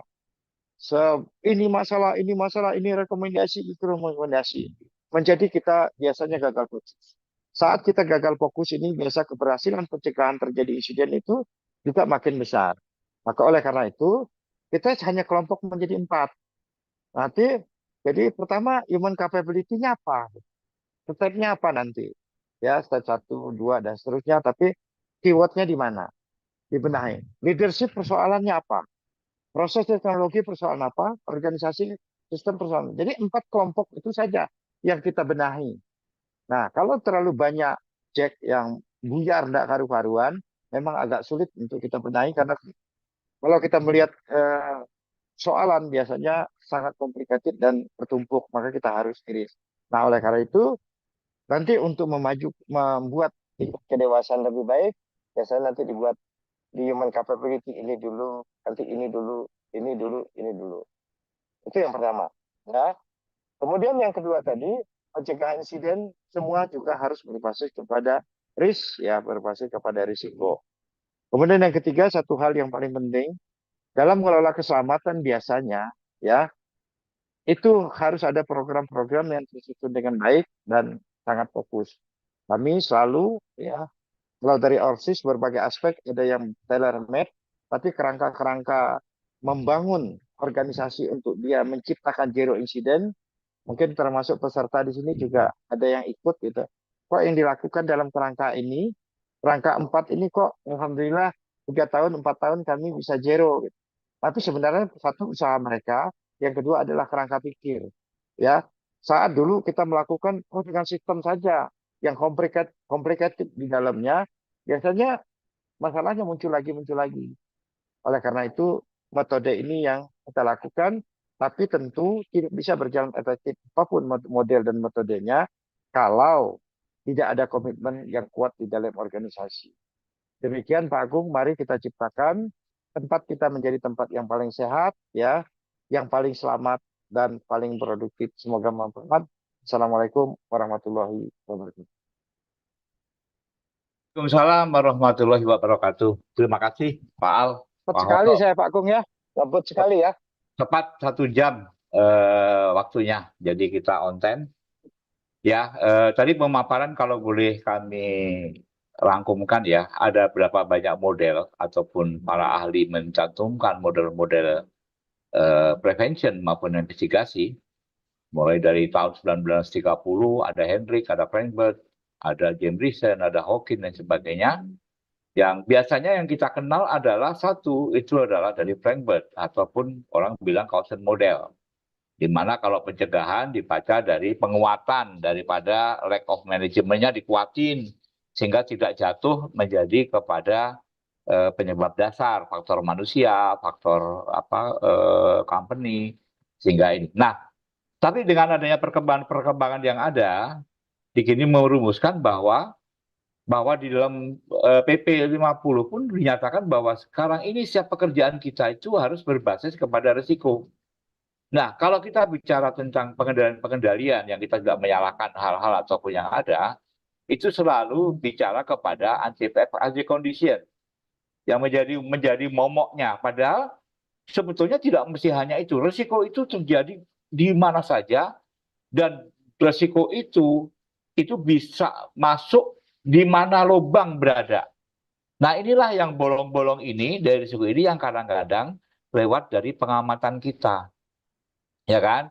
Kalau kita nanti bicara soal bagaimana, Pak, saya ini apalah, biasanya kan saya ngajar POP.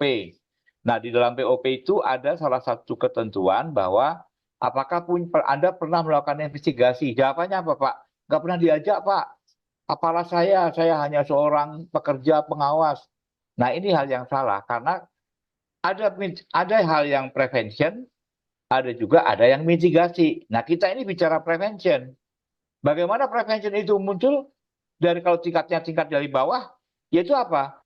Dari hasil inspeksi, maka kita lakukan suatu analisa secara sederhana. Bagaimana sumber dasarnya? Contoh orang nggak pakai helm. Jangan bilang, wah langsung kamu nggak pakai helm, kamu salah. Nggak bisa seperti itu. Kenapa dia nggak pakai helm? Apa masalahnya? Apakah dia dikasih perusahaan? Atau dia memang sengaja? Nah, itu kan berarti ada nilai dasar yang harus dinilai di dalam mitigasi risiko. Tadi Pak Al lebih banyak memberikan gambaran tentang bagaimana sih melakukan prevention yang dimulai dari risiko, dan nanti bagaimana risiko itu muncul menjadi situasional, ya, menjadi semacam yang mempengaruhi daripada manusia, sehingga kita tahu mitigasinya. Tadi contoh apa? Kadang-kadang JSA sudah lengkap, tapi JSA ini nggak tahu dari mana JSA. Padahal JSA ini adalah pengendalian daripada sebuah risiko. Nah, kadang-kadang kita nggak ketahui. Pak, boleh kalau gitu kita harus risiko dulu sampai JSA. Boleh nggak kita bikin JSA? Boleh. Tapi harus melihat setelah jadi JSA, dicarikan risikonya apa. Sehingga kita bisa memitigasi, bisa melakukan prevention dari segi sistem, bisa prevention dari segi perilaku, secara organisasi, secara human, dengan secara capability, semacam itu. Jadi ini komprehensif ya, tidak hanya secara overall dipegang oleh manajemen, tapi semua serentak, dari tingkatan bawah, menengah maupun dari atas, itu adalah sama-sama untuk melakukan prevention. Dengan prevention kita paham, sehingga suatu saat terjadi sesuatu hal, maka kita bisa melihat prevention mana yang bolong, yang tidak kita lakukan. Semacam itu kira-kira rangkuman dari saya. Mungkin tidak secara hal komprehensif di sini. Nah, di sini Pak Al ternyata banyak pertanyaan, dan mohon maaf, ini ternyata kapasitas Zoom kita ini cuma 100, kayaknya yang masuk lebih banyak sekali nih Pak. Maka bisa dialihkan ke ini, ke mana? Ke YouTube, yaitu di Business Management. Mohon maaf, nanti suatu saat kapasitasnya kita tambahkan. Baik, mohon maaf Pak Rasmus sama Pak Andika ya. Kita jawab dulu dari pertanyaan-pertanyaan yang datang dari penanya dulu. Ya. Oke, ini ada soal SOP, nanti bisa dijawab rekan-rekan. Ini ada juga pertanyaan, metode apa yang efektif kita terapkan agar safety culture itu bisa terwujud. Itu Pak Al, mohon disampaikan. Ini masalah safety culture ya, mencangkut tentang preventif. Jadi satu persatu dulu Pak. Kira-kira metode apa yang efektif Pak, yang kita terapkan agar safety culture itu bisa terwujud? Silakan Pak Al. Waktu 5 menit Pak Al ya. Waktu 3 menit Pak Al kalau bisa. Ini kayak Bisa debat 1 menit. Jawab pertanyaan 2 menit. Ya. Kalau Silakan Pak Al. Halo, mati Pak Al suaranya. Halo Pak Al. Suaranya terputus Pak Al. Halo Pak Al Wahono. Kayaknya. bercita-cita. Ya, kita selalu bercita-cita di dalam organisasi, ya, termasuk di Republik ini tentunya. Ya, kita ingin berbudaya K3, gitu ya, ingin berbudaya K3 secara nasional. Kemudian di dalam organisasi juga kita ingin berbudaya K3 atau safety menjadi budaya atau kita membuat safety culture. Sampai saat ini, apakah kita di dalam organisasi sudah menetapkan belum organisasinya? Culture yang dimaukan itu seperti apa? Jadi apakah seluruh itu menjadi safety culture gitu ya? Mau dibentuk sekaligus semuanya gitu, tapi tidak jelas gitu apa yang dibentuk. Nah, dulu saya pernah menyusun dan menyampaikan materi berulang-ulang di dalam seminar. Saya bikin 7 langkah membangun safety culture yang efektif. Ya, mungkin di YouTube juga masih ada ya 7 langkah membangun safety culture yang efektif. Nah, salah satunya apa? Safety culture yang efektif itu dimulai langkah pertama itu perusahaan mendefinisikan dulu culture-nya. Saya masuk ke dalam perusahaan, biasanya perusahaan ini cita-citanya safety culture, gitu ya. Tapi safety culture-nya perusahaan itu apa sih? Harus 1, 2, 3, 4, 5 misalnya. Maka yang disebut dengan culture perusahaan ini, kita harus tahu, ya ini langkah pertama ya. Perusahaan menetapkan dulu. Nah, kalau perusahaan udah ada, kita tetapkan dan tanya sampai ke level pekerja di bawah. Safety culture di perusahaannya apa sih? Oh, safety perusahaan culture-nya hari ini. Maka kalau kita budaya, kalau orang dari kampung Kalimantan misalnya budaya ini, bajunya begini. Anak kecil aja tahu di dalam masyarakat itu. Sehingga dia tahu dan dia bisa melakukan sesuai dengan harapan organisasi. Ya, itu langkah satunya. Bahwa satu organisasi itu menetapkan dulu culture. Karena setiap organisasi pasti beda. 1, 2, 3, 4. Nggak usah 100 culture yang dimaukan. 1, 2, 3, 4, 5 dasarnya. Setelah dia menetapkan culture, maka langkah keduanya adalah menyampaikan sehingga culture itu diterima dulu. Dipahami dulu oleh semua orang. Sehingga mereka punya patokan satu. Ya, Pak, siapa tadi? Ya, Pak Stiono ya. Nah ini, demikian juga sebenarnya Pak Stiono ya. Demikian juga sebenarnya terhadap perilaku. Ini culture kan organisasi perusahaan.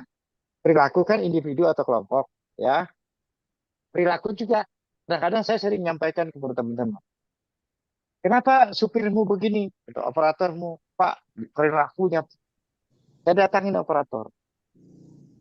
Mas operator, gitu ya, supir. Perilaku yang diminta bosmu itu apa sih? Jadi perilaku definisinya si pengawas, definisinya si leader, dan perilaku definisinya pekerja juga nggak nyambung. Maka organisasi itu harus menetapkan perilakunya. Ini contoh di culture ya, perilakunya. Jadi kalau jadi driver, jadi operator, perilaku 1, 2, 3, 4, 5, 6, 7 misalnya. Maka perilaku itu dipahami oleh pekerja, dipahami oleh siapa yang penanggung jawab pekerja. Dengan begitu ya, maka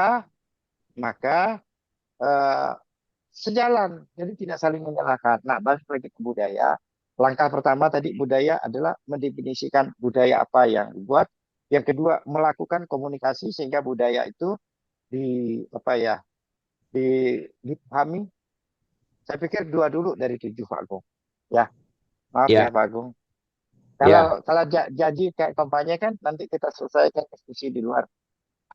Ya, baik. ya tapi itu key-nya dulu. Karena saya tidak menemukan step satunya tidak dapat. Jadi banyak organisasi saya datang, kita mau budaya perusahaan. Saya tanya direkturnya, budaya yang Bapak mau apa? Nggak ketemu, Pak. Saya tanya pekerja, budaya yang diharapkan itu apa? Pokoknya berbudaya. Kan nggak bisa pokok itu.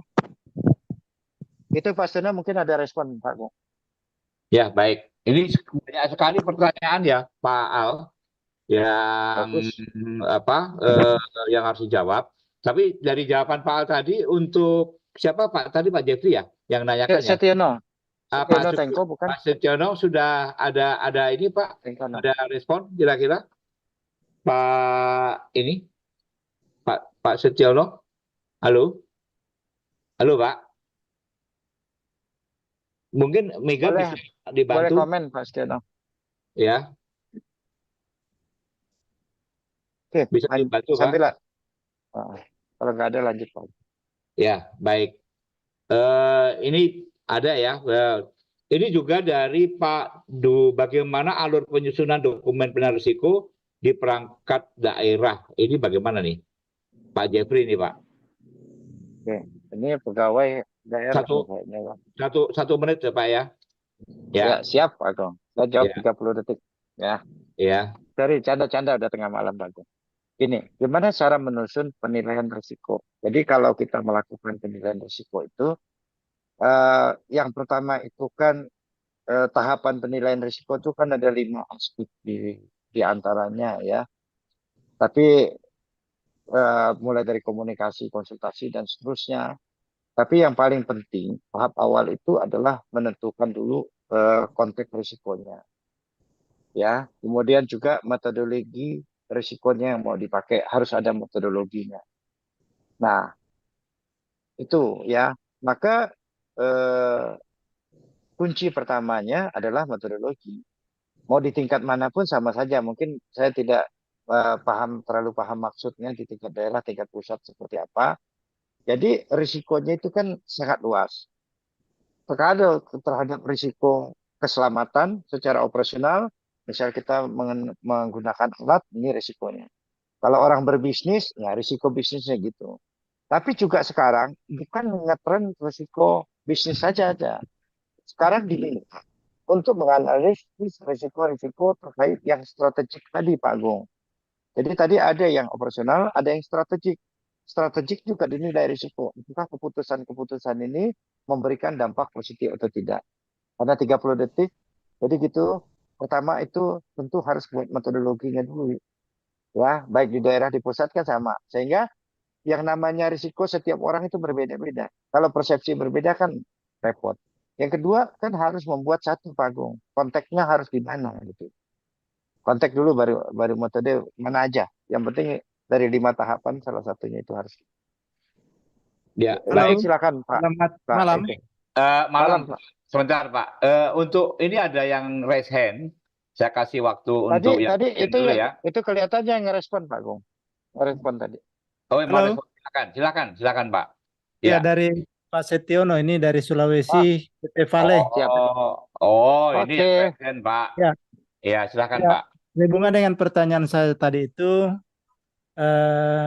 menyangkut menjadikan karyawan itu benar-benar safety itu menjadi budaya. Begini, saya walaupun saya sudah pensiun kemarin bulan 11 Pak Waham. Yang saya dapatkan selama saya di tambang karena saya pengawas, pernah juga di safety, bahwa kita sudah coba untuk strike menyangkut disiplin operasional, tetapi tetap saja bahwa ketika kita misalnya tidak ada di tempat, ya orang karyawan itu atau operator tidak mengikuti lagi dengan benar standar-standar yang kita sudah sampaikan kepada mereka bahwa ini seperti ini harus begini, ini harus menjadi budaya kita, tapi ternyata bahwa itu juga tidak mempan.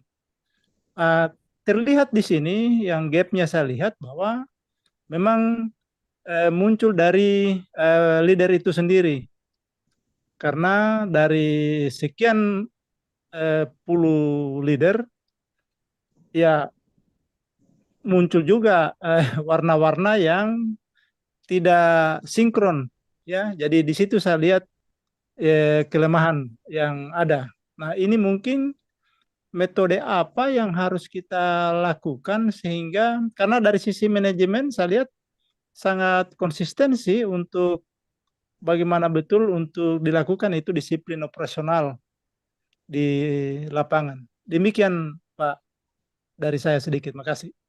Makasih. Ini menarik sih Pak Agung, mungkin diskusi cukup panjang, tapi satu hal bahwa Satu tadi sudah ditetapkan seperti apa culture-nya. Yang kedua, bagaimana cara melakukan suatu perubahan. Jadi kalau budaya itu belum terbentuk, berarti kan harus berubah, ya, melakukan suatu perubahan. Nah, bagaimana seorang bisa melakukan perubahan? Kenapa perubahan itu selalu tidak terjadi? Kita manajemen ingin berubah, tapi situasi tidak berubah. Kenapa perubahan itu sangat sulit bisa terjadi? Karena kita tidak punya cara untuk melakukan perubahan, karena yang mau dirubah itu tidak mau. Jadi orang yang disuruh berhenti merokok, misalnya, dia tidak akan pernah berhenti. Kenapa? Karena dia tidak ingin berhenti merokok. Kecuali dia sakit, ya apa? Karena dia paksa, karena dia punya keinginan berhenti. Dia tidak punya keinginan, maka tidak berubah. Di dalam organisasi juga sama. Dia terpaksa, misalnya akhirnya tidak merokok di tempat kerja. Dia terpaksa disiplin. Tapi dia sebenarnya tidak mau disiplin. Sehingga kedisiplinan juga kalau ada yang lihat. Nah, oleh karena itu, dalam konsep perubahan itu, harus dapat meyakinkan dulu perubahannya. Meyakinkan pada dia nerima, kemudian baru melakukan sebuah komitmen bersama. Kalau enggak, memang itu problemnya. Dan itu sulit, ya itu PR-nya. Nah, kemampuan untuk merubah pertama itu kan apa? Kita mengajukan perubahan, perubahan diterima, hancurkan keyakinan mereka, ya, sehingga mereka merasa perlu berubah, baru kita lakukan perubahan dengan sebuah komitmen. Makanya salah satu dari 14 perilaku pengawas yang saya tulis, ya, nanti sometime kita share juga ya Mas Pras, nanti kita buat. Itu salah satunya seorang pengawas tidak boleh menggunakan standar yang berbeda terhadap satu sama lain. Bayangkan saja kalau kita mau buat budaya, ya, tetapi satu budaya yang diharapkan itu ada yang tidak melaksanakan, kita toleransi. Yang melaksanakan tidak diapresiasi.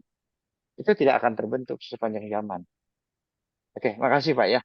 Ya, semoga Pak Siono cukup ya. Nanti bisa berlanjut lagi dengan diskusi karena banyaknya pertanyaan. Kita buka lagi yang untuk pertanyaan langsung untuk Pak Andiga. Mungkin ada yang ditanyakan, silakan Pak. Oke, selamat malam Ya. Pak, Pak Ya. Agung dan Pak Alwi. Halo. Ya, Terima Pak kasih atas Wahono. Ya, Perkenalkan, nama saya Andika Pujadinata, saya KISE, officer di salah satu proyek di Jawa Barat, Pak. Jadi langsung aja, Pak, saya mau nanya nih, Pak. Ya. Nah, buat Pak Al, dengan pandangan Bapak yang sudah berpengalaman di bidang HSE, Pak, dengan masuknya era digital di dunia HSE, nah saya yang pengen tanyakan tuh, dengan tadi kan disinggung masalah JSA juga, Pak ya. Itu kan bagusnya yang aktual di lapangan, Pak, dan yang relate dengan pekerjaan. Sedangkan kita punya Menkon itu, JSA itu harus diinput dengan sistem mereka. Ketika instruksi kerja sudah disetujui, sudah disetujui dan ditandatangani. Jadi pembuatan JSA itu tidak aktual di lapangan dan tidak terarah, maksudnya dengan pekerjaan tingkat resikonya. Jadi kita dipaksa buat JSA itu ketika mengikuti instruksi kerja juga. Nah, akibatnya nermis terjadi, Pak. Pekerja saya itu melaporkan adanya kejadian sampai celaka yang mereka dapatkan. Itu yang membuat saya agak masih rancu dengan sistem yang telah mereka atau main kontraktor itu buat. Jadi agak apa ya, agak bertolak belakang dengan sistem yang mereka buat. Sedangkan JSA itu yang tahu saya juga yang aktual, Pak, yang di lapangan. Gimana Pak pandangannya, Pak? Terima kasih, Pak. bagus ini Terima Pak. kasih. Ya, Terima kasih pertanyaan Pak Andika. Ya, saya langsung respon lagi ya Pak Agung ya. Ya, Ini oke. masalah yang memang sering terjadi. Satu ya, saya sudah cukup tua juga ngurusin safety ini. Dengan perkembangan teknologi yang ada sekarang, saya merasa sangat bahagia. Karena yang dulu mendokumentasi setengah mati susah, ngecek setengah mati susah. Sekarang dunia dalam satu genggaman. Mau ini ada, ini ada, ini ada. Jadi semua mudah. Dan itu adalah semua teknologi adalah mempermudah kita dalam melakukan pekerjaan, pengawasan, dan memastikan layak. Kemudian bagaimana dengan JSA? Ada beberapa hal yang signifikan ya di dalam organisasi itu. Banyak organisasi yang punya JSA-nya tuh komplit, lengkap gitu ya. Tetapi JSA itu tidak dipahami pekerja. Nah, bahkan di tempat-tempat pekerja pun JSA-nya nggak ada. Gitu. Sebenarnya JSA itu apakah harus standby di tempat pekerja? JSA itu memang digunakan. Kita jelasin JSA dilakukan oleh pekerja. Siapa yang memastikan JSA itu berjalan? Pengawasnya. siapa yang harus bisa menguasai? Maka pengawas itu kan tidak menguasai kerjaan, tapi pengawas itu pegang jasa. Nah, pengawas pegang jasa itu bisa ngeliatin gitu. Maka saya selalu menyarankan jasa itu ada, ya, dipakai oleh pekerja. Kalau ada itu bukan untuk pekerjanya. Pekerja ada tuh tidak mungkin dia bekerja sambil baca jasa. Kecuali pilot pesawat kali tek pekerja kita enggak, ya. Tapi kita pengawasnya dari situ untuk sebelum dia kerja mastiin. Yang sudah dia bekerja menjadi checklist biasanya, ya. Nah, pengawas yang harus pegang, terutama pengawas yang nggak paham. Nah, pengawas itu kerjanya ngecek tuh. Langkah satu betul, nah di situlah maka pengawas harus melakukan observasi. Kalaupun JSA itu tadi di inputnya lama, ininya lama, ini lama, JSA juga nggak akan kebaca kok. Faktanya itu jadi dokumen. Tapi JSA yang efektif dipahami oleh pekerja, ya, sebelum dia bekerja paham, itulah peranan pengawasnya.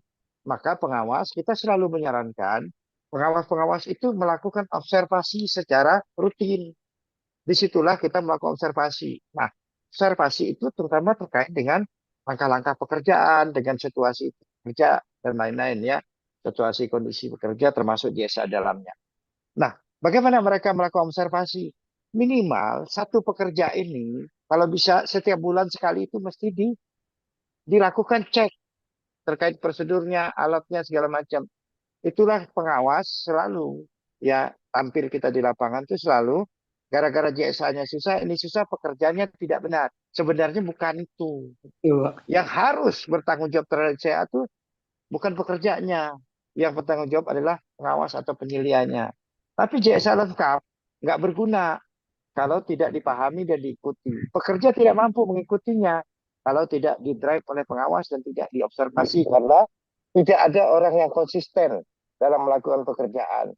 Manusia adalah makhluk yang berubah, tidak ada yang konsisten, tidak ada yang sanggup terus-terusan dari pagi sampai petang melakukan terus-terusan konsisten kecuali ada orang yang selalu membantu dia, mengawasi dia, mengingatkan dia. Itu ya kira-kira ya Pak Andika. Jadi itu bukan persoalan, yang persoalan kitanya. baik Pak, terima kasih Pak. Sangat Ya, padat, jelas sekali Pak. Makasih ya. Pak. Ya. Ya, Pak, sedikit Pak Andika, dalam teknologi yang maju ini Pak Andika, Baik Pak. JSA itu jangan hanya berpatokan pada konvensional 3 kolom yang harus dibaca, itu kadang-kadang orang sekarang ini jenuh. Betul Pak. Lebih baik divisualkan, Pak.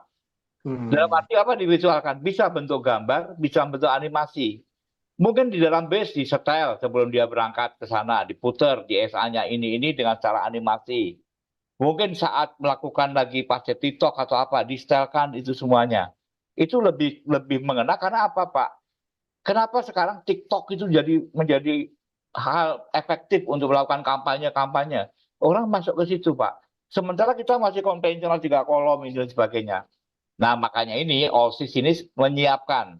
Segala teman-teman mau bikin CSA secara visual, silakan hubungi kami, Pak. Promosi sedikit. Ya. Baik Pak, terima kasih banyak Pak. Ya. Kebetulan sih relate juga sih apa yang dibilangin sama Bapak tadi itu. Saya juga pernah bikin SWMS Pak. Sepok Metok Statement ya sama sih. Kayak gitu ada kayak gambaran segala macamnya. Baik Pak, makasih banyak Pak jawabannya. Ya, baik, makasih. Sekali lagi Pak Dwi Agung, dari yang, iya Pak. saya boleh jawab satu pertanyaan Pak Jeffrey nggak? Pak Jeffrey ini reportnya luar Silakan. biasa. Silakan. Bikin 4 pertanyaan Pak. Pak Ya, Jeffrey silakan. mana nih Pak Jeffrey? Langsung Halo Pak saja, Jeffrey. Pak. Langsung saja Keren, Pak. Pak Jeffrey. Nah, Ya. saya mau jawab nomor 4. Ya. Ya. Metode yang efektif untuk melakukan investigasi kecelakaan itu Pak. Ya. Saya bilang tidak ada yang efektif. Akan menjadi efektif kalau kita menguasainya dulu. Jadi saat kita tidak menguasainya tidak menjadi efektif. Maka metode yang kita pakai harus dikuasai. Ya. Kalau kita menguasai metodenya, pasti akan lebih baik hasilnya. Karena banyak metode yang kita pakai, kita hanya cocok-cocokkan sehingga tidak pas gitu ya. Nah, di dalam kerangka investigasi yang investigasi berbasis risiko tadi, ya, maka metodenya sangat bebas. Nanti begitu dia bicara human yang Bapak tulis 5 mulai RCA, Pismun, PMEA, itu tidak akan pas digunakan. Ya, nah kalau Y Pak cocok gitu ya. Road course mungkin nggak terlalu, potri masih bisa. Fishbone. Nah, gantung. Yang penting kita menguasainya. Kemudian saat kita menginvestigasi terkait dengan apa kesalahan teknis tadi, kegagalan teknis, maka menggunakan metode gagal teknis. Jadi metode-metode dipakai. Jadi makanya di dalam organisasi dan perusahaan, ya mereka biasa menggunakan banyak metode. Ada yang punya 4, 5 metode. Kalau kejadian yang sifatnya simple, tidak complicated, pakai poetry analysis saja. Kalau dia pakai yang agak komplit, dia pakai RCA. Kalau dia sifatnya mekanis dan teknis-teknis, dia pakai PEMEA. Teknik UI tetap dipakai untuk semua teknik. Nah, itu dia jalannya.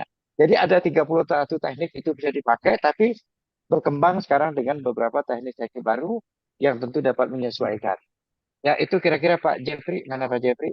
Ini Pak Jeffrey inputnya luar biasa Pak Agung. Ini banyak Saya sekali jawab Pak yang terakhir Jeffrey. aja. Banyak sekali Pak Jeffrey bertanyakan ini. Kalau yang fishbone itu ya masih dalam causal model juga, karena kan itu kan bicara daripada penyebab ya. Causal model, saya Hendrik dan sebagainya. Nah, ini pendekatan yang Pak Al sampaikan itu lebih cenderung kepada berbasis ke risiko. Ini saya umumkan juga nih Pak JP Panjaitan ini udah hadir nih. Makasih Pak Panjaitan udah bisa hadir ramaikan kita. Begitu Pak Jeffrey, ada sanggahan kali Pak Jeffrey? Silakan. Halo Pak Jeffrey, sudah keluar kah? Halo. Agung, izin Pak Agung, nanti beberapa pertanyaan ini tolong disimpan. Mungkin ada yang saya jawab lewat YouTube ya. Ya, nanti di YouTube. Sementara ini kita sudah kumpulkan pertanyaan.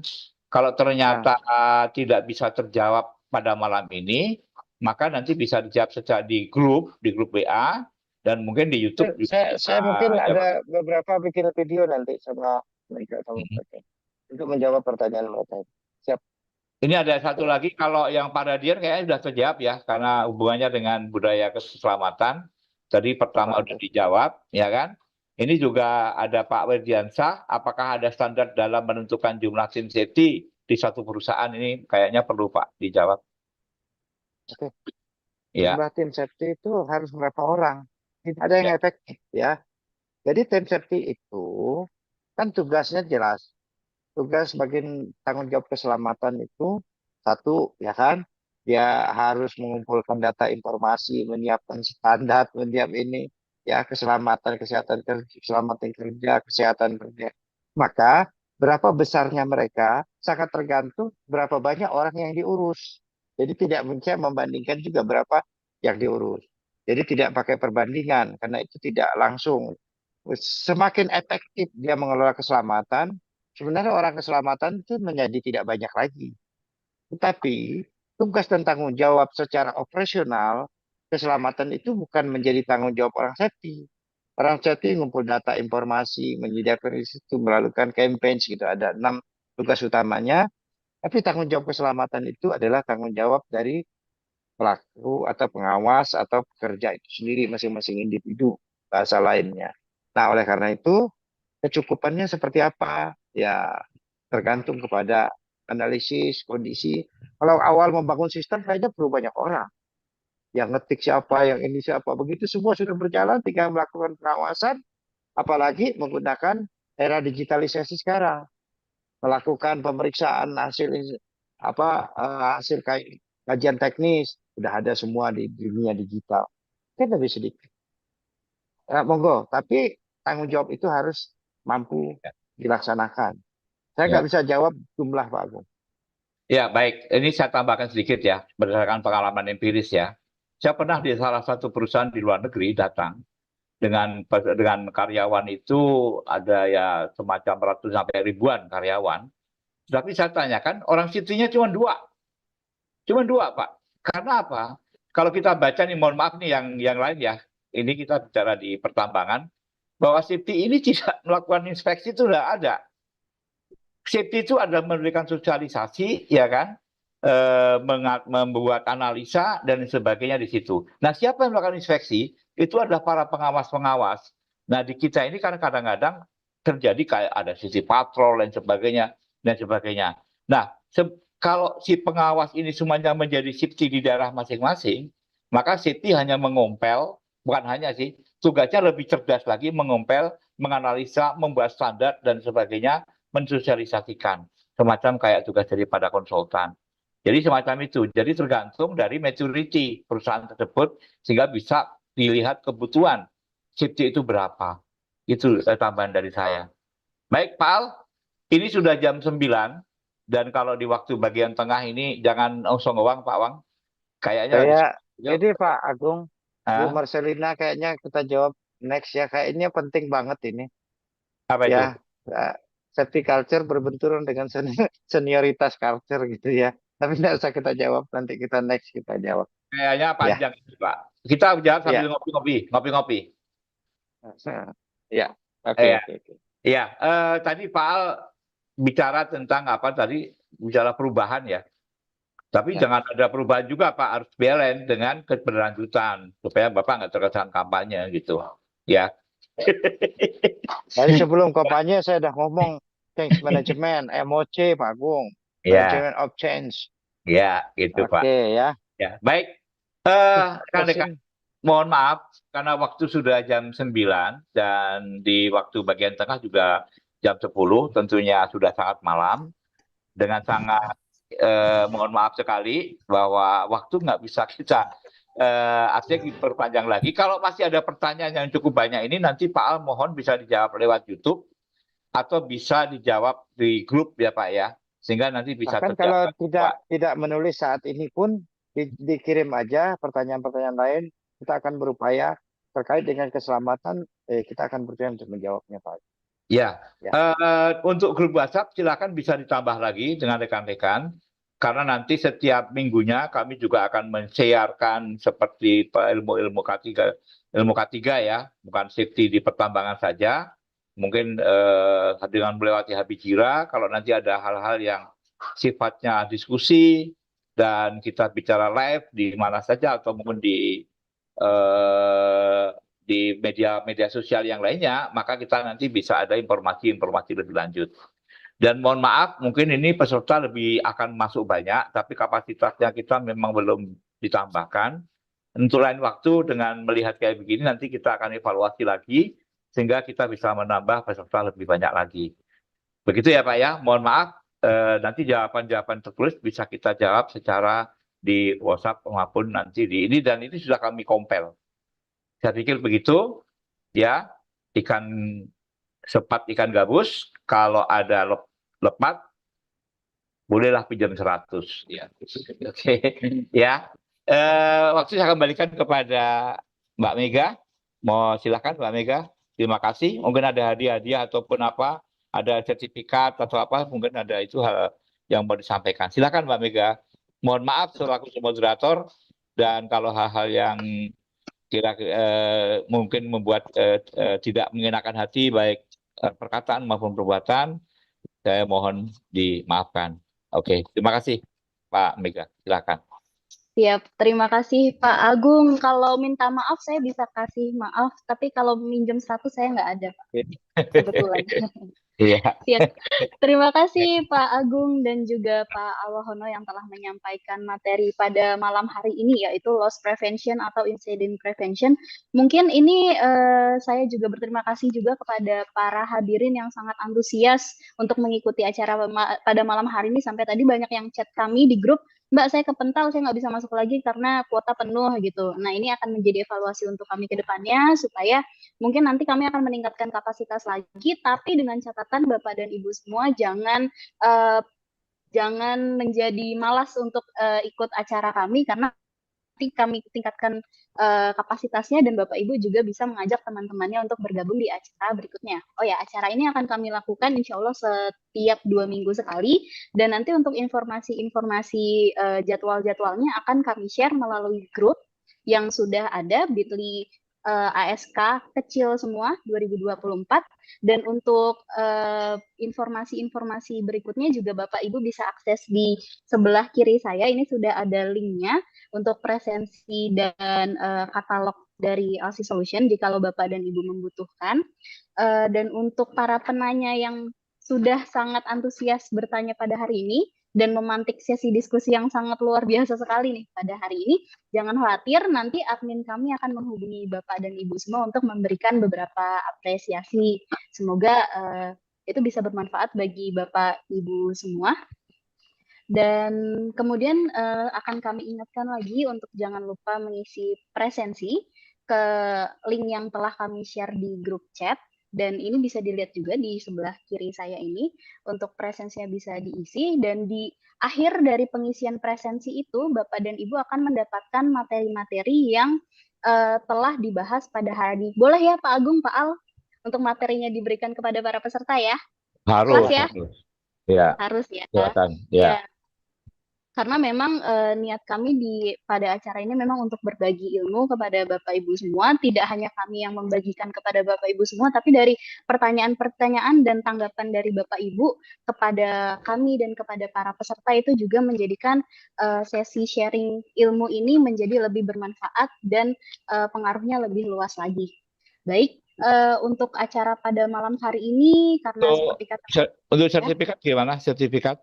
ya, untuk sertifikat itu nanti dari daftar presensi yang telah diberikan, itu nanti mohon diisi oleh Bapak Ibu semua, dan nanti untuk sertifikatnya akan kami kirimkan langsung kepada email yang sesuai pengisian Bapak dan Ibu di daftar presensi tersebut.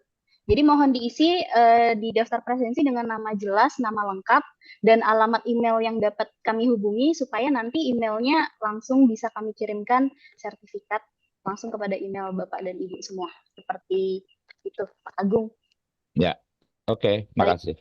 Oke, kalau begitu karena kita juga sudah cukup malam dan supaya besok bisa melanjutkan kegiatan kita masing-masing, karena di sini kan tidak hanya dari sektor pertambangan dan manufaktur saja, tapi di sini kan lintas sektor, jadi Bapak dan Ibu tidak perlu khawatir apakah akan cocok dengan pembahasan di sini atau tidak perlu, karena kita akan membahas K3 dari berbagai sektor, jadi kita bisa bersama-sama berbagi informasi di sini, dan kemudian saya mengucapkan terima kasih kembali kepada para narasumber, moderator, dan juga para peserta pada malam hari ini. Untuk menutup acara malam hari ini, kita berdoa menurut keyakinan masing-masing. Izin dulu. Iya, satu ya, saya mau berpantun dulu ya. Boleh. Ya, beli pita untuk mengikat permen. Mari kita menjadi Iron Man. Iya. Kopi lagi Pak Agung. Iya. Keren. Tapi Iron Man kayak mati ya kemarin Pak. Loh. Jangan. Spoiler. Ya. Oke. Ya. Baik. Menjaga keselamatan. Ya. Kalau begitu kita tutup acara pada malam hari ini dengan berdoa menurut keyakinan masing-masing. Berdoa dimulai. Baik, berdoa dapat dicukupkan untuk saat ini. Alhamdulillahirrahmanirrahim, acara kita pada malam hari ini berjalan dengan sangat lancar dan sangat antusias dari para pesertanya sangat tinggi. Kemudian untuk pertanyaan-pertanyaan yang belum terjawab nanti akan dijawab melalui grup WhatsApp yang sudah kita bagikan. Bapak dan Ibu dapat bergabung dengan grup WhatsApp tersebut mumpung kuotanya belum penuh nih, karena nanti kalau kuotanya sudah penuh sudah tidak bisa masuk lagi, atau mungkin kita akan masukkan ke grup yang berikutnya. Dan juga untuk di tempat streaming YouTube juga nanti bisa jadi jawaban-jawabannya akan tersedia di sana. Jadi mohon dilihat sosial media kami apabila ada informasi-informasi terbaru dari kami. Untuk link sosial media kami tertera pada flyer yang telah kami kirimkan. Itu saja dari kami. Mohon maaf jika selama keberjalanan acara banyak kekurangan maupun ada hal-hal yang kurang mengenakan hati. Semoga kita bisa menjadi lebih baik lagi di acara berikutnya. Dan jangan lupa, ini bukan acara terakhir dari Alfie Sharing Knowledge, tapi ini adalah pembuka dari acara-acara berikutnya dan diskusi berikutnya yang akan kita lakukan baik di grup maupun di sosial media Alfie Solution. Untuk sesi terakhir, saya mohon jawab yel-yel saya terlebih dahulu ya. Masih ingat nggak tadi? Alfie Sharing Knowledge 2024 bersama-sama tingkatkan kompetensi. Boleh ya? Sambil menutup ya. Sambil menutup acara pada malam hari ini ya. Ya. Boleh dinyalakan juga mic-nya. Ya. Alsi Sharing Knowledge 2024 Mari bersama-sama kita tingkatkan Sama-sama. kompetensi. kompetensi. Kompetensi. Baik, Amin. saya Mahen Mega Kompetensi mohon lagi, undur Bu. diri. Sampai Ya. jumpa pada acara Alsi Sharing Knowledge berikutnya. Silahkan masuk grup dan silahkan untuk mengisi daftar presensi bagi yang belum diisi. Nanti untuk sertifikatnya akan Terima dikirimkan kasih, langsung Mbak. kepada email Bapak dan Ibu semua. Kalau Wassalamualaikum ada warahmatullahi wabarakatuh. kalau ada Kopi lagi, request, Bu. Waalaikumsalam. Waalaikumsalam warahmatullahi kalau wabarakatuh, ada Bu. kalau ada request tema dan sebagainya bisa diusulkan di WhatsApp ya. Ya, Mungkin boleh. ada request ya, Mbak. Ya. Juga bisa diusulkan nanti di link presensi itu juga ada pertanyaan apakah ingin mengusulkan sebuah tema, silakan. Ya, Ada baik. di situ. Ya. Kopi, Bu. Makasih. Kita meriah. Terima kasih Ya. Bapak dan Ibu semuanya. Singkat ya. Kopi lagi, Bu. Semoga Pamit selalu ya. lancar Sampai dalam jumpa lagi. kegiatannya. Ya. 2 minggu Jumpa lagi ya. lagi, Pak Agung. Ya, Ya, 2 minggu satu lagi. lagi. Ya. Sampai jumpa lagi ya. Ketemu Jumpa lagi, semuanya. Pak. Agung lagi nih. Pak Yudi. Selamat Pak. Aduh. Sampai ketemu di Palembang Terima Pak kasih, Yudi. Pak. Ya, ya. Siap, Pak Ada Iya. ada Pak Yudi kah? Mana Pak Ada. Yudinya? Itu Pak Yudi. Saya dari Indonesia Pak Timur, Yudi Pak. kangen gua nggak Pak Yudi? Anda ketemu. Sedap, udah musim durian nih, kapan main? Mau lah. Lama Iya. kali. Gila ini ada orang Iya. ganteng teman gue nih. Iya Pak Christian, Pak Fair. Mohon izin ya, kita live ya. Siap. Baik. Terima kasih Ya. semuanya. Pak Yudi sehat terus. Siap, Pak Almono. Bagus. Sampai jumpa lagi ya, pamit ya. Assalamualaikum. Izin live Bapak-Bapak. Izin live Bapak-Bapak semua. Terima kasih.